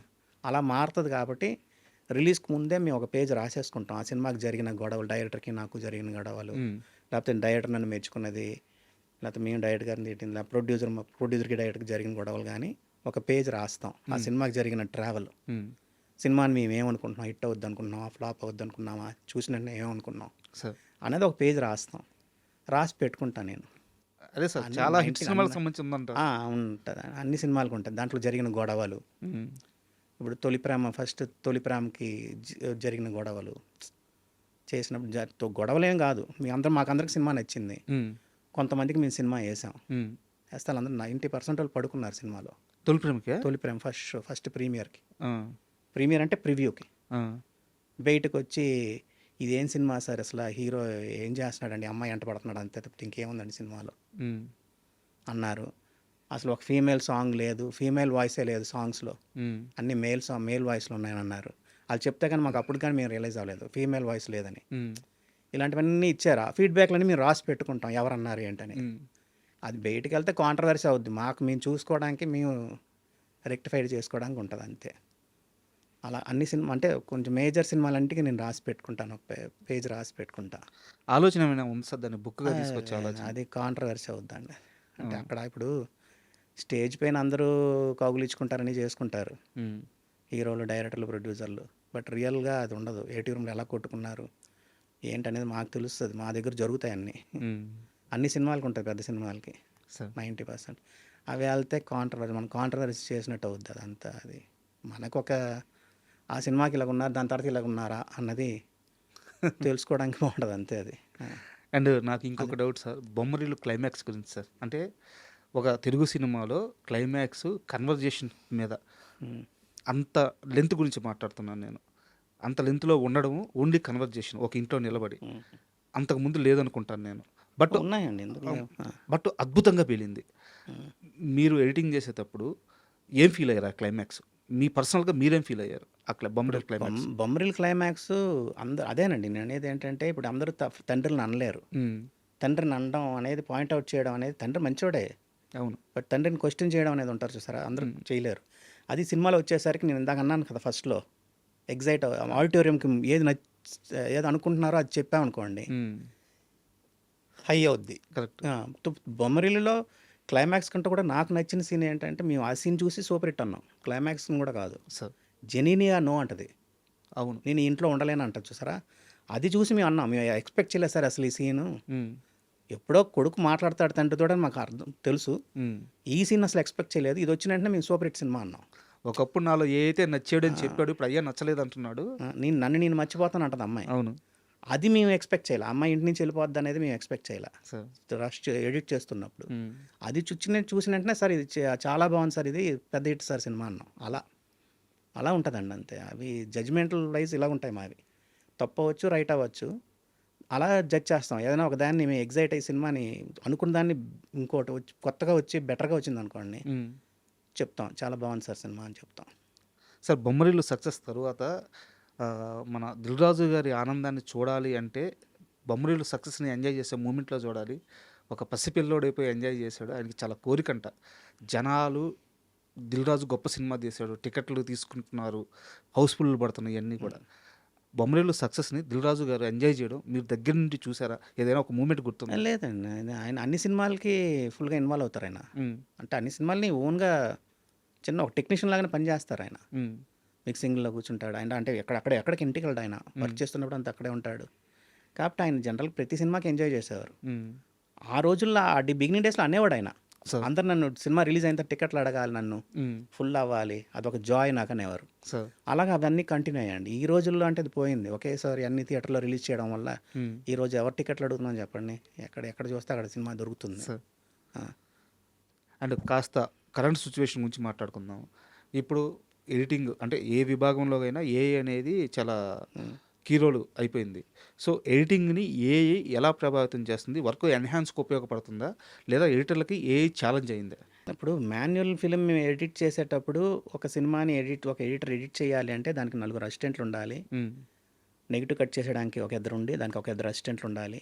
సౌండ్ సింక్ చేసి కట్ చేయడానికి ఒక మనిషి ఉంటే దానికి అతనికి ఒక ఇద్దరు అసిస్టెంట్లు ఉండాలి. అంటే సినిమాకి ఒక 10 మంది ఉండేవారు. సో, ఒక సినిమాకి 10 మంది అసిస్టెంట్లు టీమ్. టీం ఉండాలి మినిమం. హ్మ్. ఈ డిజిటల్ వచ్చిన తర్వాత ఆ 10 మంది ముగ్గురు నలుగురు అయ్యారు. హ్మ్. ఏఐ వల్ల ఇంకొక ఇద్దరు తగ్గుతారేమో. అంతేగాని ఎడిటింగ్ కంప్లీట్‌గా పోదండి. సో, అదే ఎడిట్ చేసి అదే ఇచ్చేయడం అనేది ఉండదు. హ్మ్. ఏఐ అనేది ఒక ఇన్‌స్ట్రుమెంట్ అది. ఒక టెక్నాలజీ అంతే. అది ఎమోషన్‌ని తీసుకురాలేదు కదా! ఇప్పుడు ఎక్కడ వైడ్ పడాలి, ఎక్కడ క్లోజ్ షాట్ పడాలి అనేది అది చెప్పలేదు. సో, అది మనం అనుకోని ఎడిట్ చేయాలి. ఇప్పుడు వాళ్ళు ఎలాగే షూట్ చేసేటప్పుడు వైడ్, లాంగ్, క్లోజులు తీస్తున్నారో, హ్మ్. ఎక్కడ క్లోజ్ షాట్ పడితే బావుంటదనేది మేము ఫీల్ అయ్యి మేము ఎడిట్ చేయాలి. అలాగ అది కంప్యూటర్‌లో చేసేయలేదు. కరెక్ట్. ఆటో ఎడిట్ చేసేయలేదు అది. ఓ ఎమోషన్ పట్టుకోవాలి. ఎమోషన్ పట్టుకోలేదు. హ్మ్. ఎమోషన్‌తో కూడింది ఫిల్మ్ మేకింగ్ అది. అది ఒకంతకు హెల్ప్ అవుద్ది అంతే. దానివల్ల కొంచెం డ్యామేజ్ ఉండొచ్చే గానీ మొత్తం అది డామినేట్ చేసేస్తది. దానివల్లే సినిమా అయిపోద్దనేది కరెక్ట్ కాదని నేను అనుకుంటున్నా. సో, నా పర్సనల్ ఒపీనియన్. సార్ అండ్ ఒక డైరెక్టరు షూట్స్ చేసే ఆ రష్ అతనికి ఒక క్లారిటీ ఉంటే వచ్చే రష్ వేరుగా ఉంటుంది. లేదా అతనికి ఒక విజన్ ఉన్నా ఎక్కువ రావచ్చు. బట్ ఫైనల్‌గా అతనికి క్లారిటీ ఉంటది. బట్ కంప్లీట్‌గా పర్ఫెక్ట్ క్లారిటీతో ఏం కావాలో అదే షూట్ చేసి, అదే ఎడిటింగ్ చేపించుకునే డైరెక్టర్ అంటే ఎవరి పేరు చెప్తారు? అంటే పాత రోజుల్లో స్క్రిప్ట్ ఉండి చేసేవారండి. లెంత్ తక్కువొచ్చేది. హ్మ్. అంటే మేము ఎలా పాత రోజులకి ఇప్పటికి తేడా ఏంటంటే, ఒక రోజు షూట్ చేస్తే 2 మినిట్స్ ఎడిటెడ్ రష్ ఉండాలి. హ్మ్. అది లెక్క. హ్మ్. ఒక రోజు ఒక షూట్ చేసిన మెటీరియల్ 2 మినిట్స్ ఎడిటెడ్ రావాలి. సో, అది జనరల్, అంటే బాగా సినిమా చేస్తున్నట్టు లెక్క. హ్మ్.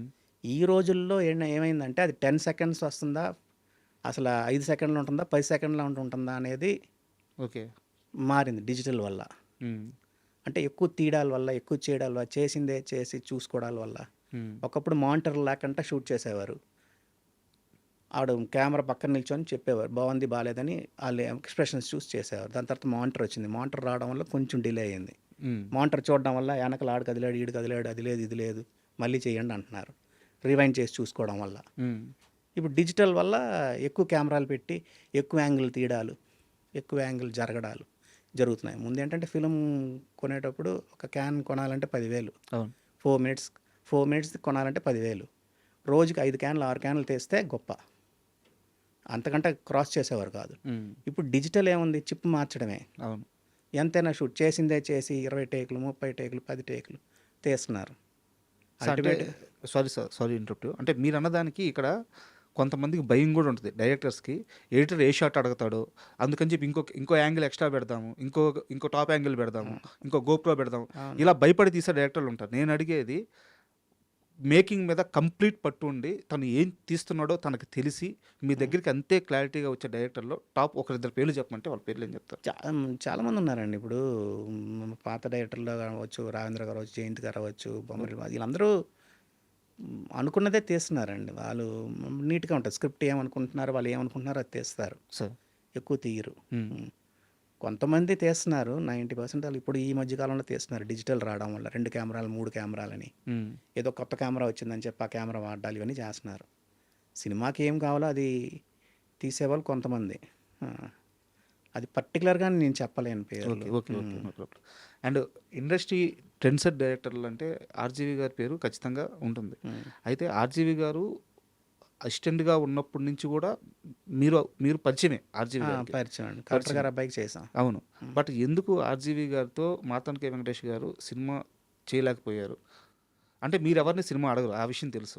అది తెలీదండి. నాకు ఐడియా లేదు. ఆయన ఫస్ట్ సినిమా చేసిన అతను సత్యబాబు గారని ఆయన ఉండేవారు. ఫస్ట్ హ్మ్. సినిమాకి 'శివకి', 'అన్నపూర్ణకి'. హ్మ్.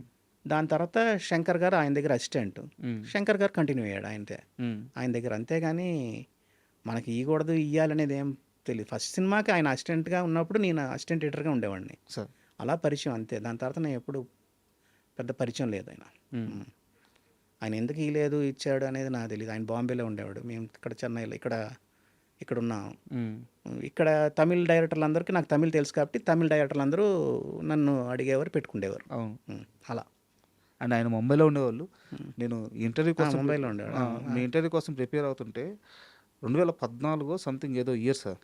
ఎన్ని సినిమాలు చేస్తున్నారు మీరు ఆ ఇయర్‌లో?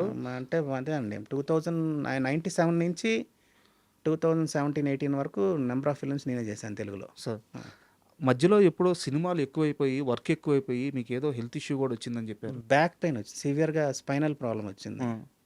అప్పుడు 2014-15లో. సార్. అప్పుడు ఒక 1 ఇయర్ గ్యాప్ తీసుకున్నా.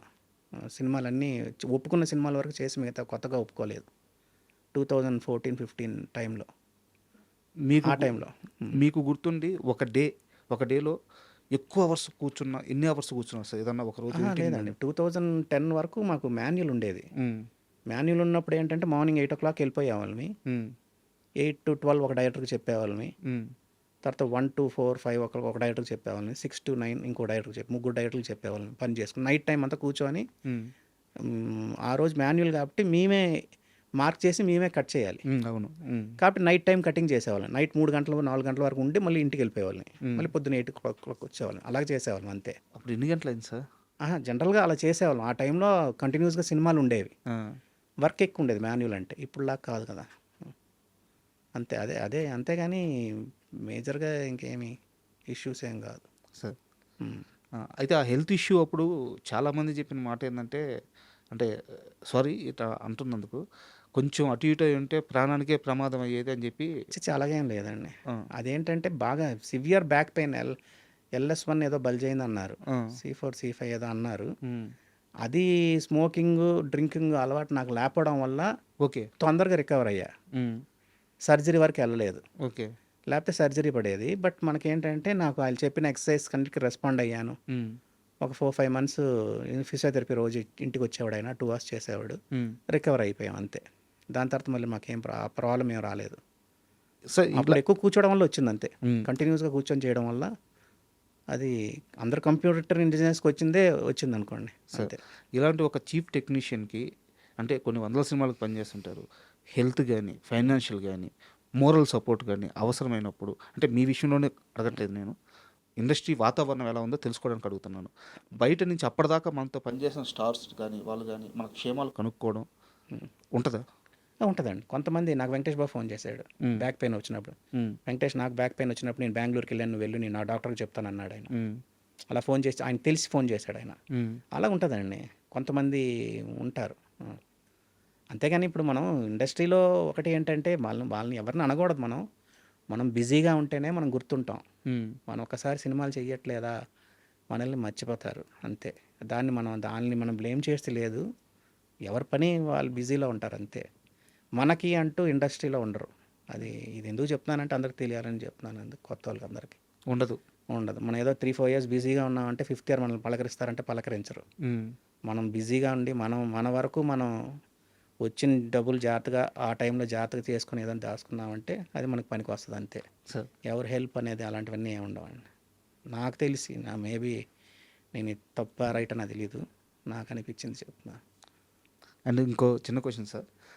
ఎడిటర్లకి యాక్చువల్గా సాంగ్స్ విషయానికి వస్తే ఆ కొరియోగ్రాఫర్లు వాళ్ళు వచ్చి ఎడిట్ చేసుకుంటారు, లేదా ఫైట్స్ విషయానికి వస్తే ఆ యాక్షన్ మాస్టర్స్ వచ్చి వాళ్ళు ఎడిట్ చేసుకుంటారు. అయితే ఒక పాట చూస్తున్నప్పుడు మీరు ఫైనల్ చేయాలి కదా, వాళ్ళు చేసుకున్నాక సినిమాలు ఇంజెక్ట్ చేయాల్సింది మీరే. అలాంటప్పుడు చూస్తున్నప్పుడు మాంటేజ్ షాట్లు ఎడిటర్లకి చాలా బాగా నచ్చుతాయి, మంచి మాంటేజ్ షాట్లు ఉంటాయని చెప్పారు. అలాగా ఒక పాటలో మాంటేజ్ షాట్లు బాగా తీసే డైరెక్టర్, మీకు నచ్చే డైరెక్టర్ ఎవరు? చాలామంది ఉన్నారండి. ఇప్పుడు బొమ్మరిల్లు భాస్కర్ బాగా తీస్తాడు మాంటేజ్లో, శేఖర్ కమల బాగా తీస్తాడు, ఇంద్రగంటి మోహన్ కృష్ణ గారు బాగా తీస్తారు, బుజ్జి పరశురాం బాగా తీస్తాడు. వీళ్ళందరూ మాంటాజెస్ పైన ఎక్కువ కరెక్ట్. డిపెండ్ అవుతారు, డ్యాన్సుల పైన కాకుండా. కథని మాంటాజ్లో చెప్తారు కాబట్టి అవి కొంచెం ఛాలెంజింగ్గా ఉంటాయి మాకు. ఆ 4 మినిట్స్లో మేము ఒక 20 కథలు చెప్పాలనుకోండి. ఆ 20 కథలు 4 మినిట్స్లో ఎలాగ ఏ లిరిక్కి ఏది మ్యాచ్ అవుతుంది అంటే అనేది మేము పెట్టి చూపిస్తాం. అందుకు వాళ్ళ పాటలు చూస్తే మీకు ఒక సినిమాలానే ఉంటుంది కానీ సాంగ్లా ఉండదు. అవును. డ్యాన్స్ సాంగ్లు ఏమైనా మాస్టర్లు కట్ చేసిన దాన్ని మేము చిన్న చిన్నవి కరెక్ట్ చేస్తాం.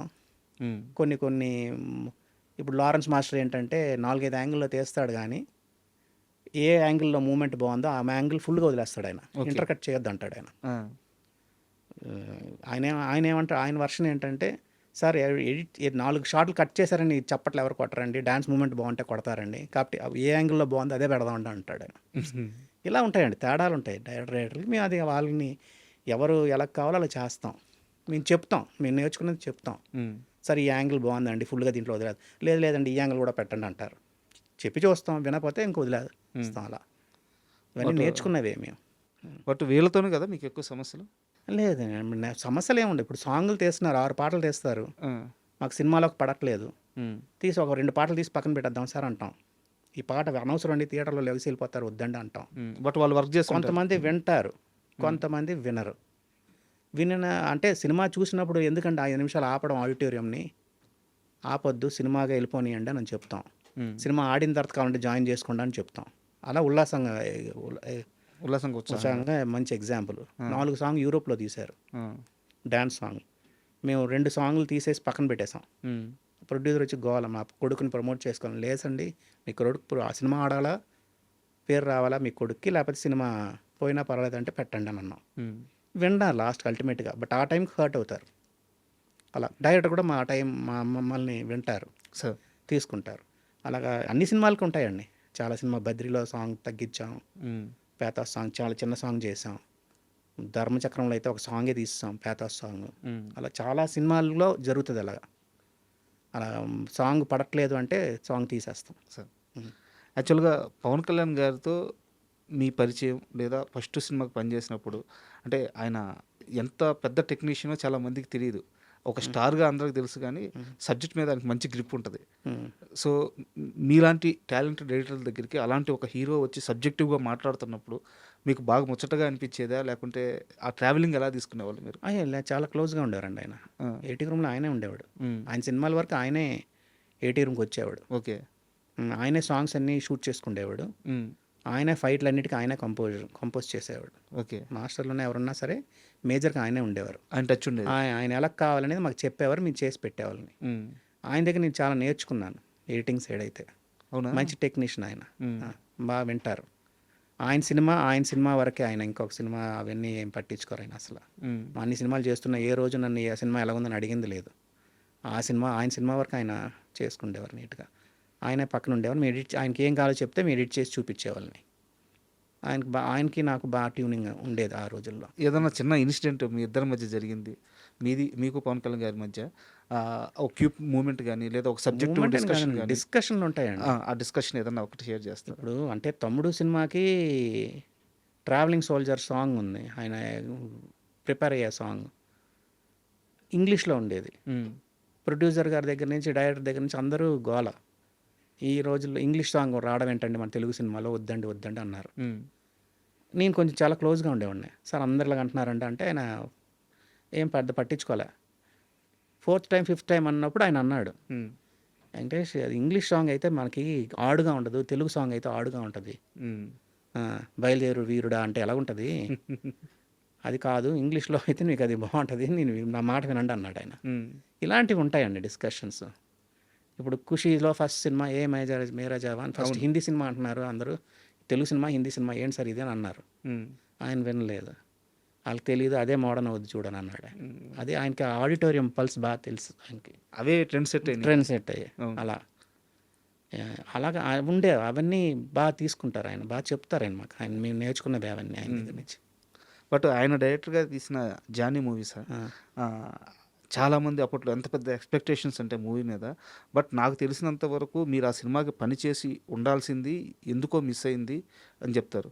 మీకు కథ కూడా చెప్పినట్టు గుర్తు. కథ చెప్పారు ఆయన. ఎందుకు మిస్ అయింది అంటే ఆయన్నే అడగాలి ఎందుకు ఈ సినిమా అనేది. కథ చెప్పారు ఆయన, కథ చెప్పని జరిగింది, కొన్ని కారణాల వల్ల ఎందుకో మేము చేయలే. సో మీరు మంచిగా సినిమాని జడ్జ్ చేస్తారు కాబట్టి మీరు చెప్పండి, ఆ జానీ మూవీ మీకు స్టోరీ చెప్పినప్పుడు మీకు ఎలా అనిపించింది, ఆడద్దు అనిపించింది? నేను చెప్పిన కథ, నేను జానీ అమ్మ నాన్న తమ్ముళ్ళ అమ్మాయి ఒకసారి రిలీజ్ అయిందండి సార్. నాకు తెలిసి అమ్మ నాన్న తమ్ముళ్ళే జానీ ఒకసారి రిలీజ్ అయ్యాయి. ఓకే. ఆ సినిమాకి ఆయన ఎక్కడో ఆయన చెప్పిన కథని తీయలేదు ఆయన. ఓకే. ఆయన మాకు చెప్పినప్పుడు కథ, జానీ కథ అంటే నేను చెప్పొచ్చో చెప్పకూడదు నాకు తెలియదు. ఆయన అనుకున్న కథ రాలేదన్నది, ఆయన చెప్పిన నెరేషను ఆయన వేరే సినిమాగా వచ్చిందనేది నేను అనుకుంటున్నాను. నాకు చెప్పిన కథ అయితే అదే. ఇంకా కథలో కూడా మార్పులు వచ్చినాయి, బాగా మార్పులు వచ్చినాయి. ఓకే. తల్లి పైన కథ అది నేను విన్నప్పుడు. ఓకే. అది తల్లి క్యారెక్టరే లేదు. మరి ఎందుకు మేబీ అంతే అదే ఆళ్ళు కూర్చొని చేసుంటారు. హ్మ్. నేను ఎక్సైట్ అయినా. పెద్ద సినిమా అవుద్దనుకున్నా. 'జానీ' హిట్ పెద్ద లెవెల్‌లో ఆడుద్దనుకున్నాను. బట్ అది అంటే నేను చేయలేదు కాబట్టి ఆ సినిమా గురించి నేను మాట్లాడడం కూడా కరెక్ట్ కాదులెండి. సార్. ఆ! దానికి ఏవో కారణాలు ఉండుంటాయి వాళ్ళకి. అయితే పవన్ కళ్యాణ్ గారి అంటే పక్క మనిషిని గమనించడం, అతని హ్మ్. అవసరాన్ని గుర్తించడం, హ్మ్. ఆ వ్యక్తిత్వం ఎలా ఉండేది సార్? అయ్యో! చాలా మంచి హెల్ప్‌ఫుల్ నేచర్ అండి. సార్. కొంచెం ఎప్పుడైనా నేను డల్‌గా ఉన్నాననుకోండి, "ఏంటి వెంకటేష్ ఏంటి ప్రాబ్లమ్‌లా?" అని అడిగేవాడు. హ్మ్. వచ్చి ఏమైనా డబ్బులు కావాలా అని అడిగేవారు. అవునా? ఆ! హ్మ్. అవన్నీ మన అసిస్టెంట్‌లకి గానీ, హ్మ్. ఆయన అందరితోటి క్లోజ్‌గా ఉంటారాయన. సార్. ఎవరైనా డల్‌గా ఉన్నారంటే ఎళ్లి మాట్లాడతాడు. ఎందుకు, ఏంటి, ఏదైనా కావాలా, ఏదైనా హెల్ప్ కావాలా, హ్మ్. ఇట్లాంటివన్నీ అడుగుతారాయన. సార్. సార్ ఒక చిన్న డైరెక్టరు యూఎస్‌లో చదువుకోనో, సినిమా మీద పట్టు సాధించో, ఇండియాకొచ్చి నేను మేకర్‌ని అవుతాను, డైరెక్టర్‌ని అవుతాను అంటే, డబ్బులు పోగొట్టుకుంటావు, వద్దు, ఎళ్ళిపో, నువ్వు ముందు తీసిన సినిమా బాగలేదని మీరు చెప్తే, ఆ డైరెక్టరు మీ చేత తన సినిమా బాగుంది అని చెప్పించుకోవడానికి పంతం బట్టి ఈరోజు స్టార్ డైరెక్టర్ అయ్యాడు. అవునండి. శేఖర్ కమ్ల గారు. శేఖర్ ఆ! కమ్ముల గారు. ఆహ్, ఫస్ట్ సినిమా 'డాలర్ డ్రీమ్స్' తీశారు. ఆయన బాగా చదువుకొని అక్కడ ఉన్నారు కదా సార్. ఎందుకు సార్ ఈ ఫీల్డ్ మంచిది కాదని మేము హ్మ్. చెప్పాం. ఇంత రిస్క్ ఎక్కువ సార్ ఇక్కడ. డబ్బు హ్మ్. చిన్న సినిమాలు మీరు ప్రమోట్ చేయడం కష్టం అని చెప్పాం. హ్మ్. దానికి నేషనల్ అవార్డ్ వచ్చింది. బట్ నాకు ఆ సినిమా నచ్చలేదు కానీ నేషనల్ అవార్డ్ వచ్చింది దానికి. హ్మ్. 'డాలర్ డ్రీమ్స్‌కి.' హ్మ్. లేదు అని చెప్పి 'ఆనంద్' సినిమా ఇచ్చాడాయన. హ్మ్. ఇంక రాడనుకున్నాను ఆయన. ఆయన మళ్ళీ 'ఆనంద్' సినిమా నేను తీస్తున్నాను. నీతోటే బాగుందని చెప్పుకుంటే అందరికి నీ సినిమాలు తీస్తానన్నాడు ఆయన. అలా ఉంటారండి. కొంతమంది పాజిటివ్‌గా తీసుకుంటారు దాన్ని. అప్పట్లో ఆ స్టేట్మెంటు హ్మ్. అంటే 'మార్తాండ్ కే వెంకటేష్' గారికి సినిమా నచ్చేంత తీయగలిగితే మంచి డైరెక్టర్ అనిపించుకుంటాను ఇండస్ట్రీలో అని ఆయన చాలా గట్టిగా నమ్మారంట. ఎందుకంటే మీ మీ టేస్ట్ మీద అది నమ్మకం. నాకు తెలీదు. ఆ! బట్ చాలా క్లోజ్‌గా ఉండేవారాయన. సార్. హ్మ్. అండ్ ఆ! రీసెంట్‌గా ఒక 1 వీక్ బ్యాక్ అనీష్ గారొచ్చారు. వారు పక్కన ఉండే ఆ! ఆయన. హ్మ్. ఆయన చెప్పారు. ఈ డాలర్ స్ట్రీమ్‌కి సంబంధించిన అవార్డ్ రావడం వల్ల కొంత అమౌంట్ వచ్చిందంట. అవును. కొంత అమౌంట్ రావడం వల్ల ఆనంద్ దిగితే మళ్ళీ ఎడిటర్ అనగానే ఫస్ట్ మళ్ళీ మీ పేరే చెప్పారంట ఆయన. అవును. అవును. వెంకటేష్ గారి దగ్గరికి వెళ్ళాల్సిందే ఆయన చేత సినిమా బాగుందని చెప్పించుకోవాల్సి. చెప్పించుకోవాలన్నారు. అలా అవును. తీసుకుంటాడు. పాజిటివ్‌గా తీసుకుంటారు. ఆయన ఎక్కువ రాస్తారు. ఆ! ఫస్ట్ కట్ 5 ½ 6 అవర్స్ వస్తది ఆయనది. సార్. దాన్ని మేము తగ్గించి 2 అవర్స్, 2 ½ అవర్స్, 3 అవర్స్ చేస్తే ఆయన ఏమి అనడు. హ్మ్. ఎందుకు తీసేసావని అడుగుతాడు. ఏదైనా మరీ పోయిందుంటే అడుగుతాడు. ఇది హ్మ్. తీసేసాం ఇది ఉంటే బాగుంటదని. లేదు సార్ అది చెప్పిందే చెప్తున్నాం. మేము ప్రాపర్ ఎక్స్‌ప్లనేషన్ ఇచ్చామంటే ఓకే అంటాడు హ్మ్. ఆయన. డీటెయిలింగ్ చాలా ఎక్కువుంటది కదా! చాలా డీటెయిలింగ్. హ్మ్. నీట్‌గా తీస్తారాయన. ఆ! 'హ్యాపీ డేస్' విషయంలో ఒక చిన్న డౌట్ సార్. అంటే ఈ క్వెషన్ మిమ్మల్ని ఇదివరకు ఎవరో అడిగినట్టున్నారు. నేను విన్నాను. బట్ మా ఆడియన్స్ కోసం అడుగుతున్నాను. క్యారెక్టర్స్ చాలా ఎక్కువుంటాయి. హ్మ్. ఆహ్, ప్రతి క్యారెక్టర్‌కి ఒక జర్నీ ఉంటది. అవును. సో, అసల 'హ్యాపీ డేస్' లెంత్ మీ దగ్గరికి ఎంతొచ్చింది? దాన్ని ఎంత జేశారు? ఆ హ్మ్. ట్రీట్‌మెంట్ ఎలా మార్చారు? ట్రీట్మెంట్ ఏం కాదండి. 'హ్యాపీ డేస్' ఇది ఫస్ట్ కట్ ఎప్పుడు ఎక్కువ లెంత్ వస్తది. ఎంతొచ్చింది సార్ 'హ్యాపీ డేస్' మీకు? 4 ½ అవర్స్ ఎంతో వచ్చిందది మాకు. ఓకే. దాన్ని ఫైనల్‌గా మేము 2 అవర్స్ 40 మినిట్స్ ఎంతో చేసాం. హ్మ్. ఆ! చేసినప్పుడు అంటే ఆయన పాపం ఎక్కువ ఇన్వాల్వ్ అవ్వరండి ఎడిటింగ్‌లో. షూట్ చేస్తారు. షూట్ చేసింది మాకు వదిలేస్తారు. హ్మ్. మేము ఎడిట్ చేసి చూపిస్తాం అంతే. ఆ! ఎక్కువ మోంటాజ్‌లుంటాయి. టైం హ్మ్. పడద్ది. ఆయన సినిమాలు కొంచెం ఆయనది, బొమ్మరిల్లు భాస్కర్ గారిది, ఇంద్రరెడ్డి మోహనకృష్ణ గారిది, హ్మ్. పరశురామ్ గారిది వీళ్ళందరిది కొంచెం టైం పడతది మాకు ఎడిట్ చేయడానికి. ఎందుకంటే వాళ్ళే రైట్స్ రాసి తీస్తారు. సార్. కాబట్టి కొంచెం వాళ్ళని కన్విన్స్ చేయడం గానీ, మేము టైమింగ్ పట్టుకోవడం గానీ కొంచెం టైం పడద్ది మాకు. హ్మ్. కొంచెం సెన్సిటివిటీస్ ఎక్కువుంటాయి. సార్. హ్మ్. అవి కాటరైజేషన్‌లు మేము ఎక్కడ పోకుండా చెయ్యాలి. అలాంటివి కొంచెం టఫ్ అవుద్ది. సార్ ఇప్పుడు నేను అడగబోయేది మిమ్మల్ని కాస్త ఇబ్బందికర ప్రశ్నే. కానీ ఖచ్చితంగా మాకు సమాధానం కావాలి. 'లీడర్' మూవీ ఏవిఎం హ్మ్. ప్రొడక్షన్స్ హ్మ్. మీరు ప్రొడక్షన్‌లో దిగి, అవును. మీరు మొత్తం ఆ బాధ్యతంతా పైనేసుకొని సినిమా జేస్తే, ఒక ఎడిటరు ప్రొడక్షన్‌కెళ్ళిపోవడం ఏంటి? ఏవిఎం మీద చేయాల్సిన అన్ని కుట్రలు జరిగినియి. వాళ్ళ మీద కంప్లెయింట్స్ ఎళ్ళినియి. చాలా ఇబ్బంది పడి ఏవిఎం ఇంక సినిమాల నుంచి ఎళ్ళిపోయారు. ఇది ఏవిఎం మీద జరిగిన కుట్ర, మార్తాండ్ కే వెంకటేష్ గారి మీద జరిగిన కుట్ర. అసలు ఏం జరిగింది? మా పైన కుట్ర పడడానికి ఎవరమండి బాబు. బట్ ఇబ్బంది పెట్టిన మాట వాస్తవం గదా! ఆ సినిమా ఆ ప్రొడక్షన్ అప్పుడు? సినిమాకి అప్పుడు ప్రమోషన్‌కి ఆటిలకి అప్పుడేవో రూల్స్ ఉండేవి. సార్. దాంట్లో ఎయకూడదు యాడ్, దీంట్లో ఎయకూడదు ఏవేవో చెప్పారు. హ్మ్. అలాంటి లెటర్‌లు ఎళ్ళాయి వాళ్ళకి. హ్మ్. అయితే ఆళ్ళక్కడ కొంచెం బాధపడ్డారు. సినిమా తీస్తున్నాం మనం ప్రమోట్ చేసుకోవడానికి సినిమాకి లేదు ఇంతే ఎయ్యాలి, ఈ ఛానెల్‌కే ఎయ్యాలి, ఆ ఛానెల్‌కి ఎయ్యాలి అనేది అప్పుడేదో జరిగిందంతే. హ్మ్. అంతేగాని వాళ్ళు చాలా మంచి కంపెనీ అండి అది ఏమీఎం వాళ్ళది. సార్. వాళ్ళు నన్ను ఇక్కడ ఎవరు పొలిటికల్ బ్యాక్‌డ్రాప్‌లో సినిమా చేయడానికి భయపడితే, హ్మ్. నేను తీసుకెళ్ళిన వెంటనే ఆళ్ళు ఓకే అన్నారు. ఓకే. కథ ఒకటి 20 నిమిషాలు కథ విన్నారు. హ్మ్.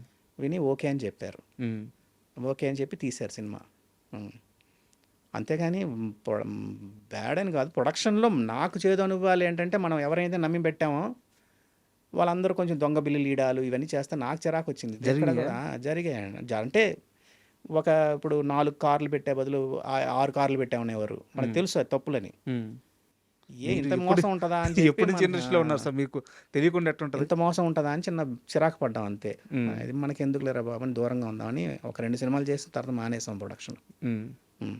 అంతేనండి. అది అప్పుడు పర్టిక్యులర్ మా పెయిన్ గానీ, వాళ్ళ పెయిన్ గానీ ఏం కాదు. వాళ్ళు కొంచెం ఫీల్ అయ్యారు. హ్మ్. బిజినెస్ సైడ్ గానీ, ఆటలు గానీ కొంచెం అక్కడక్కడ కొంచెం డిస్టర్బెన్స్ అయ్యి వాళ్ళు అనుకున్నారు ఇంకొద్దులే అని. హ్మ్.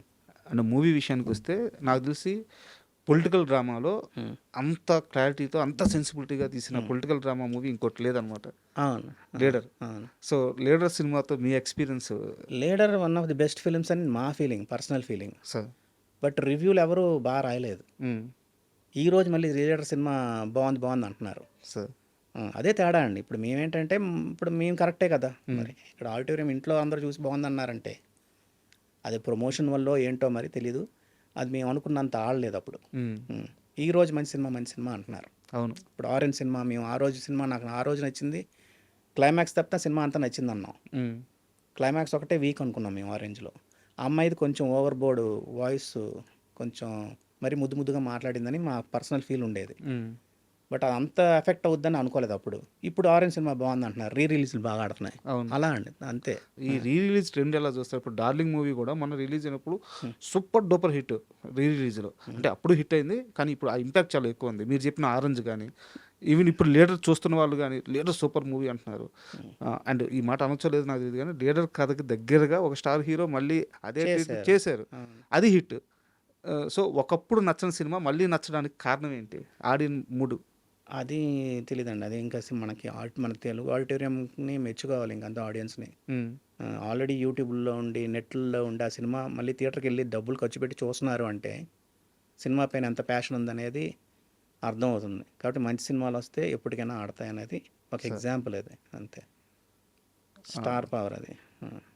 శేఖర్ కమ్ముల గారితో మీకు అంటే చాలా మందిని నేను పర్సనల్‌గా కనుక్కున్నది కూడా అది ఒక గురు శిష్యుల బంధమో లేకుంటే మంచి ఇద్దరు బాగా సబ్జెక్ట్ తెలిసిన ఇద్దరు టెక్నీషియన్‌లు కలిస్తే ఎలా ఉంటదో ఆ వాతావరణం, ఆ బంధమో తెలీదు గానీ అద్భుతంగా ఉంటది వాళ్ళిద్దరి మధ్య ట్రావెలింగ్ అని చెప్పి చాలామంది చెప్పారు. హ్మ్.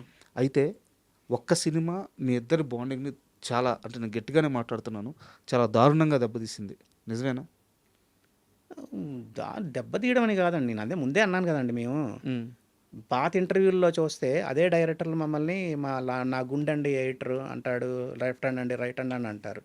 ఆ సినిమాకి మేము ఎందుకు కాదు. హ్మ్. మళ్ళీ నేను నచ్చితే మళ్ళీ నా దగ్గరికి వస్తారు. నా వర్క్ కావాలనుకున్నప్పుడు వస్తారు. హ్మ్. అది ఏ డైరెక్టర్ అయినా అంతే అండి. ఇప్పుడు డైరెక్ట్‌గా 'పూరి జగన్నాథ్' కూడా 4, 5 సినిమాలు బయటికెళ్ళిన తర్వాత మళ్ళీ 'గోలీమార్క్' నా దగ్గరికొచ్చారు. అవును. అలాగా 'కరుణాకరన్' కూడా ఒక సినిమా బయటికెళ్ళాడు. మళ్ళీ 'ఉల్లాసంగా' వచ్చి నా దగ్గరికొచ్చాడు. హ్మ్. అలాగా మనం కావాలంటే వస్తారు. లేకపోతే సినిమా ఇస్తేనే మంచోళ్ళు, సినిమా ఇయ్యకపోతే మంచోళ్ళని కాదండి. అయ్యో! లేదు సార్. నా ఉద్దేశ్యం కూడా అది కాదు. చెప్తున్నాను నేను. వచ్చారా హానెస్ట్‌గా పని చేస్తాం. హ్మ్. మెయిన్‌గా ఫోన్ చేసి అడగం హ్మ్. ఎవరిని. కాబట్టి వాళ్ళు వచ్చి ఇచ్చారంటే సినిమాలు చేస్తాం. లేకపోతే లేదు. లవ్ స్టోరీకి అయితే అయ్యింది. సార్. గొడవలంటే గొడవలని కాదండి. సినిమా నాకు కనెక్ట్ అవ్వలేదు సార్ అన్న. మీ సినిమా రైటింగ్‌లా లేదు అనేది నేను చెప్పడం అయితే జరిగింది. మేబీ అది ఆయన హర్ట్ అయ్యాడా? ఏమయ్యాడో లేదు నాకు మీరు తెలీదు. దాస్తున్నారు. ఆయన హర్ట్ అయిన విషయం కూడా మీకు తెలుసు కదా! హర్ట్ అయ్యాడంటే నేను ఉన్నది చెప్తున్నాను కదండీ. మేబీ మేము సినిమాలు చెప్పడం అన్ని సినిమాలకి చెప్పాం మరి మేము. అవును. 'అనామీకి' చెప్పాను. హ్మ్. 'లైఫ్ ఈజ్ బ్యూటిఫుల్' కూడా నేను చెప్పా. హ్మ్. నాకు పెద్దగా నచ్చలేదు sir 'life is beautiful'. Okay film sir అన్నా. హ్మ్. మీ సినిమాలో కొంచెం వీక్ రేటింగ్ అండి అని చెప్పా. హ్మ్. అలా చెప్తామండి. ఉన్నట్టు ఓపెన్‌గా చెప్పాం. ఆ రోజు మేము నచ్చిన వాళ్ళమి ఇప్పుడు లవ్ స్టోరీకి నేను నచ్చలేదని చెప్పి బ్యాడ్ అని ఆయన తీసుకున్నాడా అన్నదంటే నాకు మరి ఆయన్ని అడగాలి. అది నాకు తెలియదు. ఆ 'మాతానికే వెంకటేష్' గారు ఆ రోజు ఈ 'డాలర్స్ డ్రీమ్' బాగలేదని చెప్పినప్పుడు దాన్ని ఛాలెంజ్‌గా తీసుకునే కదా! తీసుకున్నారు. ఆ! తీసుకున్నారు కదా! అవును. ఆ! ఈ రోజుకొచ్చేలేకే అంతే. అదే. సార్ మీరు గమనించారో లేదో నేను ఇంటర్వ్యూ స్టార్టింగ్‌లో అడిగాను. మీరు ఎక్కువ మంది డైరెక్టర్ల చేయబట్టుకొని ఫస్ట్ మూవీ అంటే అవును. ఇది ఇంటర్వ్యూలో చెప్పొచ్చో లేదో నాకు తెలీదు. కొన్ని సినిమాలకి మీరు రెమ్యునరేషన్‌లు కూడా చాలా తక్కువ తక్కువ తీసుకొని తీసుకుంటాం. కొత్త డైరెక్టర్లు అవును. వస్తున్నప్పుడు డెబ్యూటెడ్ వస్తున్నప్పుడు వాళ్ళు మళ్ళీ స్టార్‌లు కూడా అయ్యారు. అవును. మీకు అదే మైనస్ అయిందేమో అనిపిస్తుంది. మైనస్ కాదండి. మనం ఫోన్ చేసి అడగాలి. ఇప్పుడు నేను ఒక డైరెక్టర్ ఉన్నాడు. హ్మ్. ఒక పెద్ద ప్రొడ్యూసరే అన్నాడు. వెంకటేష్ నువ్వు ఒకసారి ఫోన్ చేసి ఆయన అడుగు సినిమా ఇస్తాడు నిన్ను అని అన్నాడు. ఆయన రెడీగా ఉన్నాడు మీరు అడిగితే ఇవ్వడానికి. ఆ! ఆ! ఎందుకు అడగాలి సార్ నేను అన్నా. హ్మ్. నేనెందుకు ఫోన్ చేసి అడగాలండి? అతనికి నేను కావాలంటే అతను నా దగ్గరకు రావాలి. హ్మ్. నాతోటి పని చేయించుకోవాలి. నేనెళ్లి అడగడం ఏంటండి అన్నా. హ్మ్. అతను రాలేదు. సార్. అలా దూరమయ్యాం. అంటే మనం వెళ్లి సినిమా అడిగి తెచ్చుకోవడం ఏంటనేది నా ఫీలింగ్ అండి. మనం ఇప్పుడు నా దగ్గర అన్నయ్య, అన్నయ్య నన్ను అన్నయ్య, అన్నయ్య అంటారు. హ్మ్. సడెన్‌గా నేను ఆళ్ళని సార్ అని ఎలాగంటాను? అంతే గదా! అది ఇప్పుడు కొంతమంది ఫోన్ చేసి అడుగుతారు సినిమాలు. మేము అలాగా హ్మ్. అడగలేం. అలా. రకరకాలుంటారండి. అది మనం మేబీ మనం తప్పా, రైటా అనేది వాళ్ళకే తెలియాలి. ఇప్పుడు సార్. నాకొక డైరెక్ట్ సినిమా ఇయ్యట్లేదంటే నేను అతన్నెళ్లి అడగాలి. ఎందుకు ఇయ్యలేదండి మార్తాండ్ గారికని. హ్మ్. అడిగితే అతను ఏం ఆన్సర్ చెప్తాడో చూడాలి. ఆ! మీరు చెప్పేది ఆ! కరెక్టే. ఆ! ఎందుకంటే మొన్న 'పరశురామ్' గారు 'ఫ్యామిలీ స్టార్' ఆ! తీశారు. మీ ఇచ్చారు. దగ్గరికే మేమే వచ్చింది. మీ చేసాం. దగ్గరికొచ్చింది గదా! చేసాం. అవును. అలాగనే అంటున్నాను నేను. హ్మ్. బొమ్మరిల్లు భాస్కర్‌ది మొన్న 'జాక్' సినిమాకి మటుకు వాళ్ళు కంపెనీ తరపు ఆళ్ళతోని పెట్టుకుంటా అన్నారంట. ఎల్లు భాస్కర్ భలేవాడు అని అన్నా. హ్మ్. భలేవారు ఆళ్ళు నువ్వేం టెన్షన్ పెట్టుకోవద్దు. ఏముంది సరదా నెక్స్ట్ సినిమా చేద్దాం అన్నా. వచ్చి చెప్పారా మీకు ఇలా అయ్యో! జరుగుతుందని? ఈ ఆ! రోజుకి నాతోటి అబ్బా! కలుస్తుంటాడు. సూపర్. అండర్ ప్రొడక్షన్‌లో గూడా వచ్చి మాట్లాడుతుంటాడు. అందరు డైరెక్టర్లు వస్తారండి నా దగ్గరికి. హ్మ్. స్టూడియోకొచ్చారంటే నన్ను కలిసెళ్తారు. సార్. అది ఎవరైనా సరే. వచ్చి ఎళ్తారు. సరదాగా ఉంటాం. మేము సినిమా ఇస్తేనే అని కాదు. మనకేంటంటే ఏ బ్యానర్‌లో అయితే చేస్తున్నారో ఆ బ్యానర్‌కి ఎడిటర్ ఉంటే ఆ ఎడిటర్ ఎళ్తాడు కదండీ! అవును. అలా. సార్ ఇప్పుడు ఇప్పుడున్న ఈ ప్రెజెంట్ సిట్యుయేషన్‌లో ఈ linear screen play, non linear screen play లేదా నేను ఇంకో విషయం కూడా చెప్తాను. ఎడిటర్‌లకి నాకు తెలిసి స్క్రీన్ బ్లాక్ రావడం నచ్చకపోవచ్చు. బట్ ఇప్పుడు స్క్రీన్ బ్లాక్ ఏసి కట్ షాట్ ఎయడము ఇవన్నీ కూడా ట్రెండ్ అయిపోయినాయి. సో, ఈ ఎడిటింగ్ లైక్ మీకు పేరు చెప్పాలంటే 'కేజీఎఫ్' గాని ఇలాంటి ఒక ఎడిటింగు ఆహ్, మీరు స్వాగతిస్తారా? లేదా? అంటే సినిమాకి కావాలి అంటే పెట్టాలండి. హ్మ్. సినిమాకి అక్కర్లేదు అంటే పెట్టకూడదనేది మా పద్ధతి. హ్మ్. ఆ! ఇప్పుడు మీరు క్వెషన్ ఏస్తున్నారు. నేను ఆన్సర్ చేస్తున్నాను. సార్. మధ్యలో ఫేడ్ ఇన్, ఫేడ్ ఔట్ ఎందుకెయ్యాలి? కరెక్ట్. మీరిక్కడ ఆన్సర్ చేస్తున్నారు. క్వెషన్ ఏస్తున్నారు. నేనెక్కడో ఆన్సర్ చేస్తున్నాననుకోండి. హ్మ్. మధ్యలో డిజాల్వ్ ఎయ్యండి. ఏదైనా ఒకటేసుకోండి. హ్మ్. ఎదురెదురు కూర్చొని మాట్లాడుతున్నప్పుడు ఎందుకెయ్యాలి ఎఫెక్ట్? అన్నది మా క్వెషన్. హ్మ్. అది మోడర్న్ అంటున్నారు. వాళ్ళు కావాలంటే యేసుకుంటారు. మేము చెప్పడం అయితే చెప్తాం. సార్ డిజాల్వ్ అంటే ఒక టైమ్ ల్యాప్స్ ఉంటేనే డిజాల్వ్ వాడాలి. హ్మ్. ఫేడ్ ఇన్ అంటే ఒక ఎపిసోడ్ అయిపోయి ఇంకొక ఎపిసోడ్ స్టార్ట్ అవుతుందంటే ఫేడ్ ఇన్, ఫేడ్ ఔట్ వాడాలి హ్మ్. అని చెప్తాం. నేర్చుకోవడం వల్ల. అది లేదు అది మోడర్న్ అండి, టెక్నాలజీ అండి ఇది వాడండి అన్నారనుకోండి. ఓకే. మా మాట చెప్పడం మా ధర్మం చెప్తాం. నచ్చుతది, నచ్చదని కాదండి. ఇప్పుడు రికలెక్షన్స్‌లో అతనికేదో రికలెక్ట్ అవుతున్నాడు. రియలైజ్ అవుతున్నాడు. హ్మ్. ఆ రికలెక్షన్స్‌కి మేము ఫేడ్ ఇన్, ఫేడ్ ఔట్ వాడతాం. హ్మ్. అంతేగాని ప్రతిదానికి ఫేడ్ ఇన్, ఫేడ్ ఔట్‌లు ఎందుకు వాడాలి? వాడిన దానికి ఒక రీజన్ ఉండాలి. ఇప్పుడు రాంధ్ర గారి దగ్గర మేము నేర్చుకున్నది ఏంటి? ఒక షాట్ చూపించారంటే ఇదే షాట్ ఎందుకు వాడావు అని అడుగుతాడాయన. హ్మ్. సార్ దీనివల్ల క్లోజ్ షాట్ వాడాను సార్. దీనివల్ల లాంగ్ షాట్ వాడాను సార్ అని చెప్పాలి మేము. సార్. ప్రతి షాట్‌కి ఒక కథ చెప్పాలి మేము. హ్మ్. ఎందుకు అనేది. అది లేకంటే ఊరినే తీసేరు సార్ వాడాను ఏదో అంటే ర్యాండమ్‌గా పిక్ చేసుకుంటే ఒప్పుకోరు. హ్మ్. అలా అవి నేర్చుకున్నాం. అది మాది ప్లస్సా, మైనస్సా అన్నది డైరెక్టర్ల పైన ఉంటదండి అంతే. సార్. అంతేగాని అన్ని సినిమాలు అలా చేస్తే ఆడతాయంటే దానికి నేను అగెయిన్స్ట్. హ్మ్. సార్. సినిమాకి కావాలంటే ఉండాలి. లేకపోతే ఉండకూడదు. సార్ ఇంకో చిన్న క్వెషన్ ఏందంటే 'వెంకీ' సినిమా సార్. 'వెంకీ' సినిమాలో ఆ ట్రైన్ సీక్వెన్స్ ఏదైతే ఉందో నాకు తెలిసి చాలా ఎక్కువ లెంత్ ఉంటదనమాట. ఆ! బట్ చాలా అద్భుతంగా వచ్చింది. యాజ్ ఎ ఎడిటర్‌గా మీరు ఫస్ట్ టైమ్ ఆ లెంత్ మీకు చూసినప్పుడు ఒక సీక్వెన్స్ లెంత్ ఇంతుంది అని మీకు అర్థమైనప్పుడు మీరు ఎలాంటి డెసిషన్ తీసుకున్నారు? ఏం మాట్లాడారు శ్రీను వైట్ల గారితో? అది ఎలా ఎగ్జిక్యూట్ చేశారు? లేదండి. అది లెంత్ మేమెప్పుడు ఒక ఎపిసోడ్ అని కాదండి. సార్. అది లెంత్ గురించి మేము చూడం. హ్మ్. బావుంది, మన ఎంటర్‌టైనింగ్‌గా ఉంది అనుకుంటే మేము యెస్ అంటాం. హ్మ్. 'వెంకీలో' తీసిందంతా పెట్టాం. ఎక్కడ మేము ట్రిమ్ చేయలేదు. చేయలేదు. హ్మ్. అది మేము నుంచి కాదు ఎడిటింగ్ రూమ్‌లో కాదు. డబ్బింగ్ థియేటర్‌లో కూడా అందరూ ఎంజాయ్ చేశారు. హ్మ్. బ్రహ్మానందం గారు ఇంకొంచెం లెంత్ ఉంటే బావుంటదని కూడా ఫీల్ అయ్యారాయన. ఓకే. ఆ! అలాగా అలాంటి ఫీడ్‌బ్యాక్‌లు వస్తుంటాయి మాకు. సార్. ఇప్పుడు 'బావగారు బాగున్నారా'లో బ్రహ్మానందం ట్రాక్ ఉంది. అవును. ఆయన ఎడిటింగ్ రూమ్‌కొచ్చి మరీ పర్సనల్‌గా జయంత్ గారికి చెప్పారు. హ్మ్. ఇంకొంచెం పెడదామయ్య బావుంది. నేను కావాలంటే డేట్లు ఇస్తానన్నాడాయన. అలాగా హ్మ్. బావుంది అనుకుంటే మేము ఎక్కడ ముట్టుకోం. సార్. బాలేదు అంటే దాన్ని ట్రిమ్ చేస్తాం అంతే. ఇంత లెంత్ ఉండకూడదని చెప్తూ ఉంటాం. అండ్ 'శ్రీను వైట్ల' ఎక్కడన్నా గారి ప్రస్తావన వచ్చింది కాబట్టి ఆయన కామెడీ సెన్స్ గురించి, ఆ టైమింగ్ గురించి సార్, హ్మ్. ఆయన మేకింగ్ చేసేటప్పుడు ఆ ఎక్స్‌ప్రెషన్స్ విడిగా తీసుకోవడము, హ్మ్.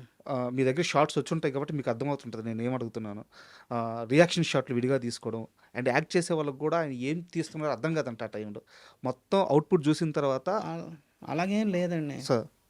మేము చేసినప్పుడు అలాంటి నేను చేసిన సినిమాలకి మాకు 'ఢీ' గాని అవన్నీ ఆయన ఫుల్ సినిమా తీసేవాడు వచ్చేది మాకు ఎడిట్ చేసేవాళ్ళం అంతే. ఆ!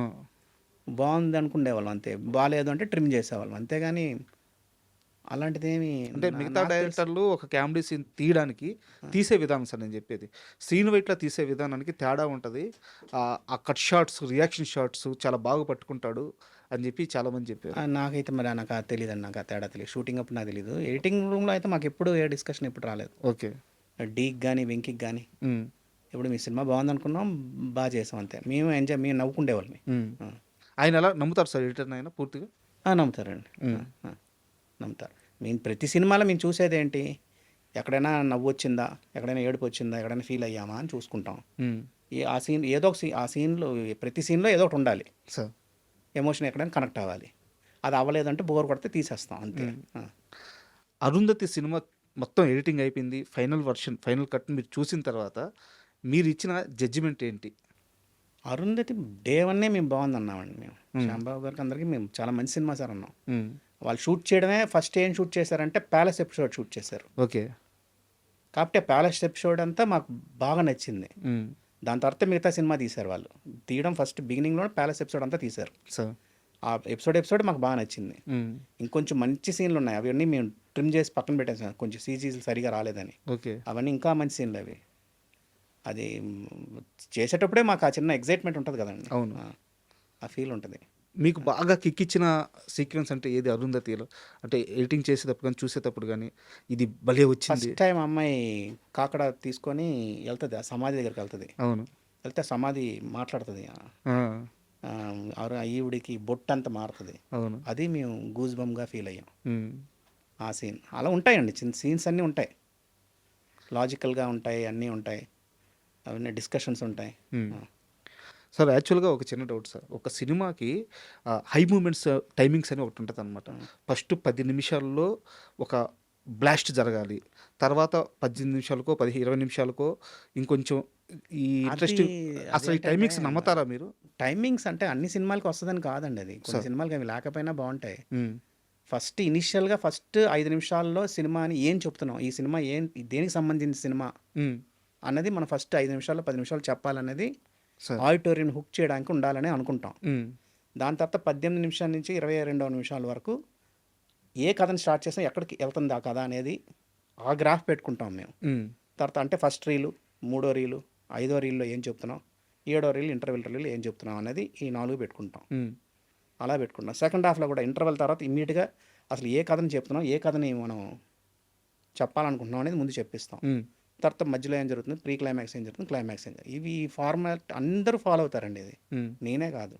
ఆడిటోరియం ఎక్కడ హుక్ అవుతుంది అనేది పట్టుకుంటాం. ఆ టైమింగ్స్ నమ్ముతారా? అంటే నమ్ముతామని కాదు, దాన్ని ఒకసారి క్రాస్ చెక్ చేసుకుంటాం మేము. హ్మ్.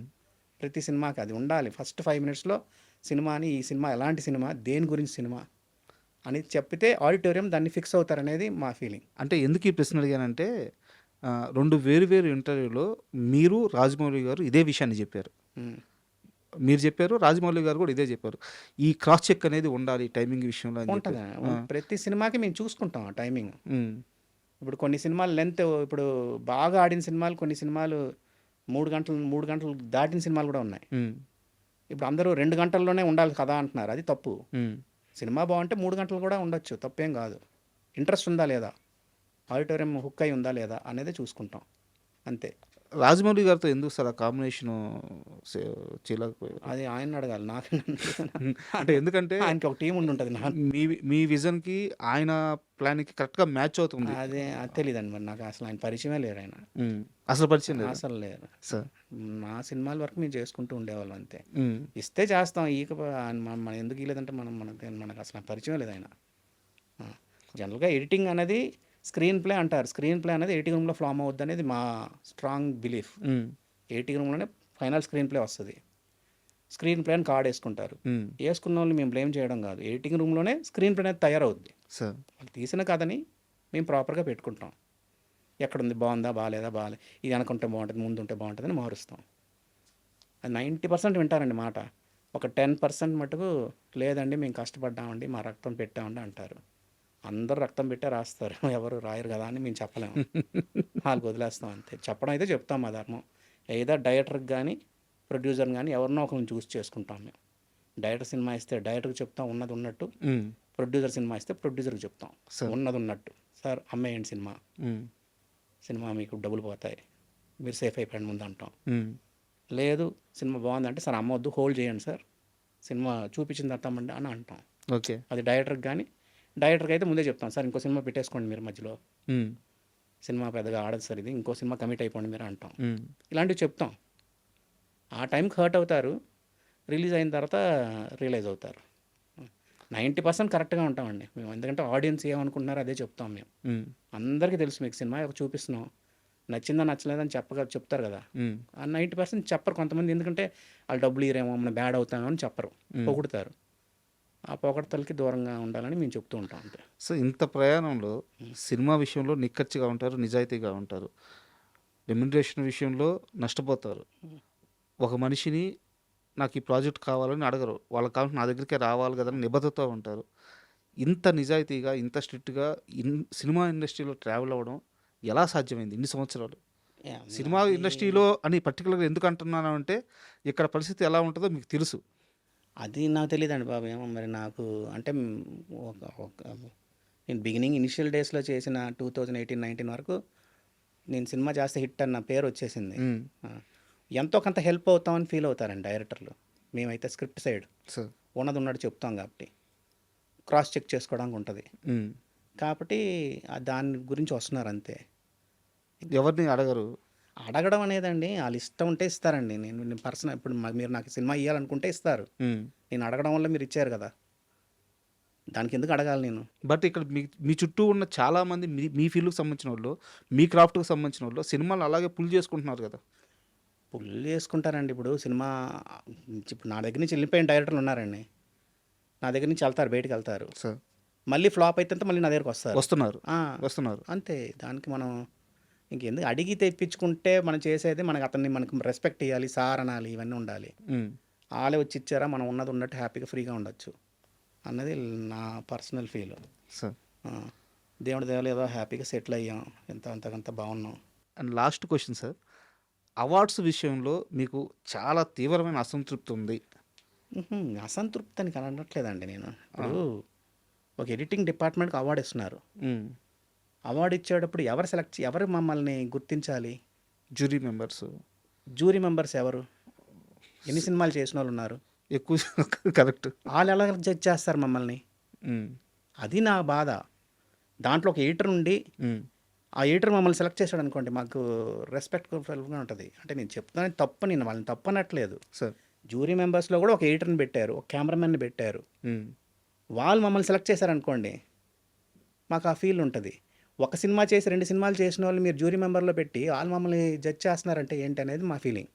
ఒక ఎడిటర్ని ఎవరు గుర్తించగలరు? ఆ డైరెక్టర్ గుర్తించగలడు, ఆ ప్రొడ్యూసర్ గుర్తించగలడు. సార్. మాకు అసలు మేము ఆ సినిమాకి ఏం కాంట్రిబ్యూట్ చేసామని వాళ్ళే చెప్పగలరు, ఇంకెవ్వరు చెప్పలేరండి. ఎయిదర్ ఆ డైరెక్టర్ లేకపోతే ఇన్వాల్వ్ అయిన ప్రొడ్యూసర్ ఉంటే, ఓ ఈ సినిమాకి ఇంత ఈ హెల్ప్ చేశాడు మనకి, మనం చేసిన దాన్ని ఇలా చేశాడు అనేది వాళ్ళే గుర్తించగలరు. But sorry to interrupt, director నిజంగా ఎడిటర్ గురించి చెప్తాడా? చెప్తే ఫంక్షన్లో మేము కూర్చుంటే మా పేర్లు చెప్తారు. మీ ఫంక్షన్కి వెళ్ళకంట కూడా ఎడిటర్ పేరు చెప్పాడు అనుకోండి, అతను గుర్తించినట్టు మాకు ఎడిటింగ్, మా డిపార్ట్మెంట్ని గుర్తించినట్టు. మేము అవార్డులు కూడా ఎందుకు అంటున్నామంటే, ఫిల్మ్ఫేర్ అవార్డులు దేంతో కంపేర్ చేస్తారు? మేజర్ అసలు మనకి నేషనల్ అవార్డుతో ఆ లెవెల్లో కంపేర్ చేస్తారు. ఫిల్మ్ఫేర్ అవార్డుకి అసలు ఎడిటింగ్ డిపార్ట్మెంటే లేదు. నేను ఇది చాలామంది డైరెక్టర్లతో, మా డైరెక్టర్తో అన్నా, సార్ మీరు ఒక్కసారి వచ్చి మీరు ఫిల్మ్ఫేర్ మీకు ఏదైనా వచ్చిందంటే రిజెక్ట్ చేయండి. ఎందుకు అంటే అన్ని డిపార్ట్మెంట్లకు ఇస్తే మేము తీసుకుంటాం అవార్డు, లేకపోతే తీసుకోని చెప్పండి. వాళ్ళు ఓన్లీ సపోర్టింగ్ యాక్టర్, హీరో వీళ్ళకే ఇస్తారు, కానీ బెస్ట్ ఎడిటర్ అనేది ఎక్కడ ఫిల్మ్ఫేర్లో లేదా మీకు? సార్. అది మేము అంటున్నాం, మా డిపార్ట్మెంట్ గురించి మేము గొడవ పడుతున్నాం, అంతేగాని అవార్డుల గురించి కాదండి. మీకు అవార్డులు నాకు ఆల్రెడీ ఒక 4-5 అవార్డులు వచ్చాయి కాబట్టి నాకు ప్రాబ్లం లేదు. నాకు లక్కీగా మంచి సినిమాలకు వచ్చాయి, తొలి ప్రేమకి, అరుంధతికి, పోకిరికి, ఇలాంటి డాడీకి, ఇలాంటి మంచి సినిమాలకు వచ్చాయి కాబట్టి నాకు ప్రాబ్లం లేదు. అసలు సంబంధం లేని సినిమా అసలు రిలీజ్ అయ్యి ఉండదు ఆ సినిమా, అలాంటి సినిమాలకు అవార్డు వచ్చిందంటే నేను ఏం చెప్పుకుంటాను అవార్డు వచ్చిందని? సార్. అది దానికి నేను అంటున్నాను, అంతేగాని క్రాఫ్ట్కి కావాల్సిన గౌరవం అది లేదు. సార్. ఎడిటింగ్ డిపార్ట్మెంట్కి రావాల్సిన గౌరవం మాకు రావట్లేదు అనేది మా బాధ, అంతేగాని డిపార్ట్మెంట్ అవార్డుల గురించనో దాని గురించి కాదు. ఇవి డిఫరెంట్గా ఉంటాయండి, ఇవి రకరకాలు. పాజిటివ్గా తీసుకుంటే ఓకే, లేకపోతే లేదు. ఇప్పుడు చేస్తున్న సినిమాలు ఏంటి సార్? నెక్స్ట్ రాబోయే అంటే నెక్స్ట్ మీరు చేయబోయే పెద్ద సినిమాలు గానీ, ఇప్పుడు చేస్తున్న సినిమాలు గానీ ఎలా నడుస్తున్నాయి ప్రాజెక్ట్స్? ఇప్పుడు రిలీజ్‌కి ఉన్నది 'హుషారుపెట్టలు' అనేది ఉంది. సురేష్ బాబు వాళ్ళు కొన్నారు. మేము చెప్పి వాళ్ళకి నచ్చింది తీసుకున్నారు. ఓకే. 'హుషారుపెట్టలు', 'అట్లస్ సైకిల్' అని, హ్మ్. తర్వాత 'గ్రామ్ పంచాయత్', సార్. తర్వాత ఇంకా జరుగుతున్నాయండి. ఇంకొకటి వెనిల్ కిషోర్ గారిది ఒకటి జరుగుతుంది. హ్మ్. తర్వాత ఇంకా 4, 5 సినిమాలు జరుగుతున్నాయి, చిన్న సినిమాలు. ఓటీటీల వైపు మీరు చూడట్లేదా? లేకుంటే ఫోకస్ చేయట్లేదా? ఓటీటీ ఓటీటీ వెబ్ అనేది సీరీస్‌లు గానీ ఇట్లాంటివి? వెబ్ సిరీస్‌లు వస్తే చేస్తాం కానీ వెబ్ సిరీస్ అంత మేము సార్. మాకు అంత అంటే సీరియస్ రోజుకి పని చేయాలి అది. ఆ రోజు అని కాదు, హ్మ్. వెబ్ సిరీస్‌లో ప్రాసెస్ ఎక్కువ అండి అది. సార్. ఎపిసోడ్లు చెయ్యాలి. ఫిల్ములు చేసిన వాళ్ళు తక్కువ, అది అంత టైం స్పెండ్ చేయలేరు దానిపైన. సార్. ఉమ్. ఆ తేడా ఉంటుంది వెబ్ సిరీస్కి, ఓటీటీకి. Sir. Sir thank you very much. ఎందుకంటే మీ సినిమాలు, మీరు ఎడిటింగ్ చేసిన సినిమాలు చూస్తూ చాలా విషయాలు నేర్చుకున్నాం మేము. ఈరోజు మీరు చెప్పిన సబ్జెక్ట్స్ వల్ల, మీ అనుభవాల వల్ల ఎంతో కొంత నేర్చుకున్నాము. ఒక మంచి ఎక్స్పీరియన్స్ ఇచ్చారు. Thank you very much sir. Thanks అండి. And for more videos, Please subscribe to iDream channel. Subscribe to iDream Media. Please subscribe to iDream. Please subscribe to iDream. Please subscribe iDream. And please subscribe to iDream. For more videos, subscribe to iDream. please like, share, and subscribe to the channel. Congratulations, iDream. Subscribe to iDream. Subscribe to iDream. So subscribe to iDream Media. iDream ki iDream team andarki huge congratulations. Please subscribe iDream Media. Please subscribe to iDream. Subscribe iDream. Please subscribe to iDream. iDream అంటే నా కళల ఛానల్ను subscribe చేసుకున్నారు, నోరు తిరుగుతలేదు. మీరైతే గంట గుర్తు కొట్టండి. For more such videos, please subscribe to iDream. Subscribe to iDream. Please subscribe to iDream. Please subscribe iDream Media. Please do subscribe to iDream. Please subscribe to iDream Media. For best entertainment and information, please subscribe iDream. And don't forget to subscribe to iDream.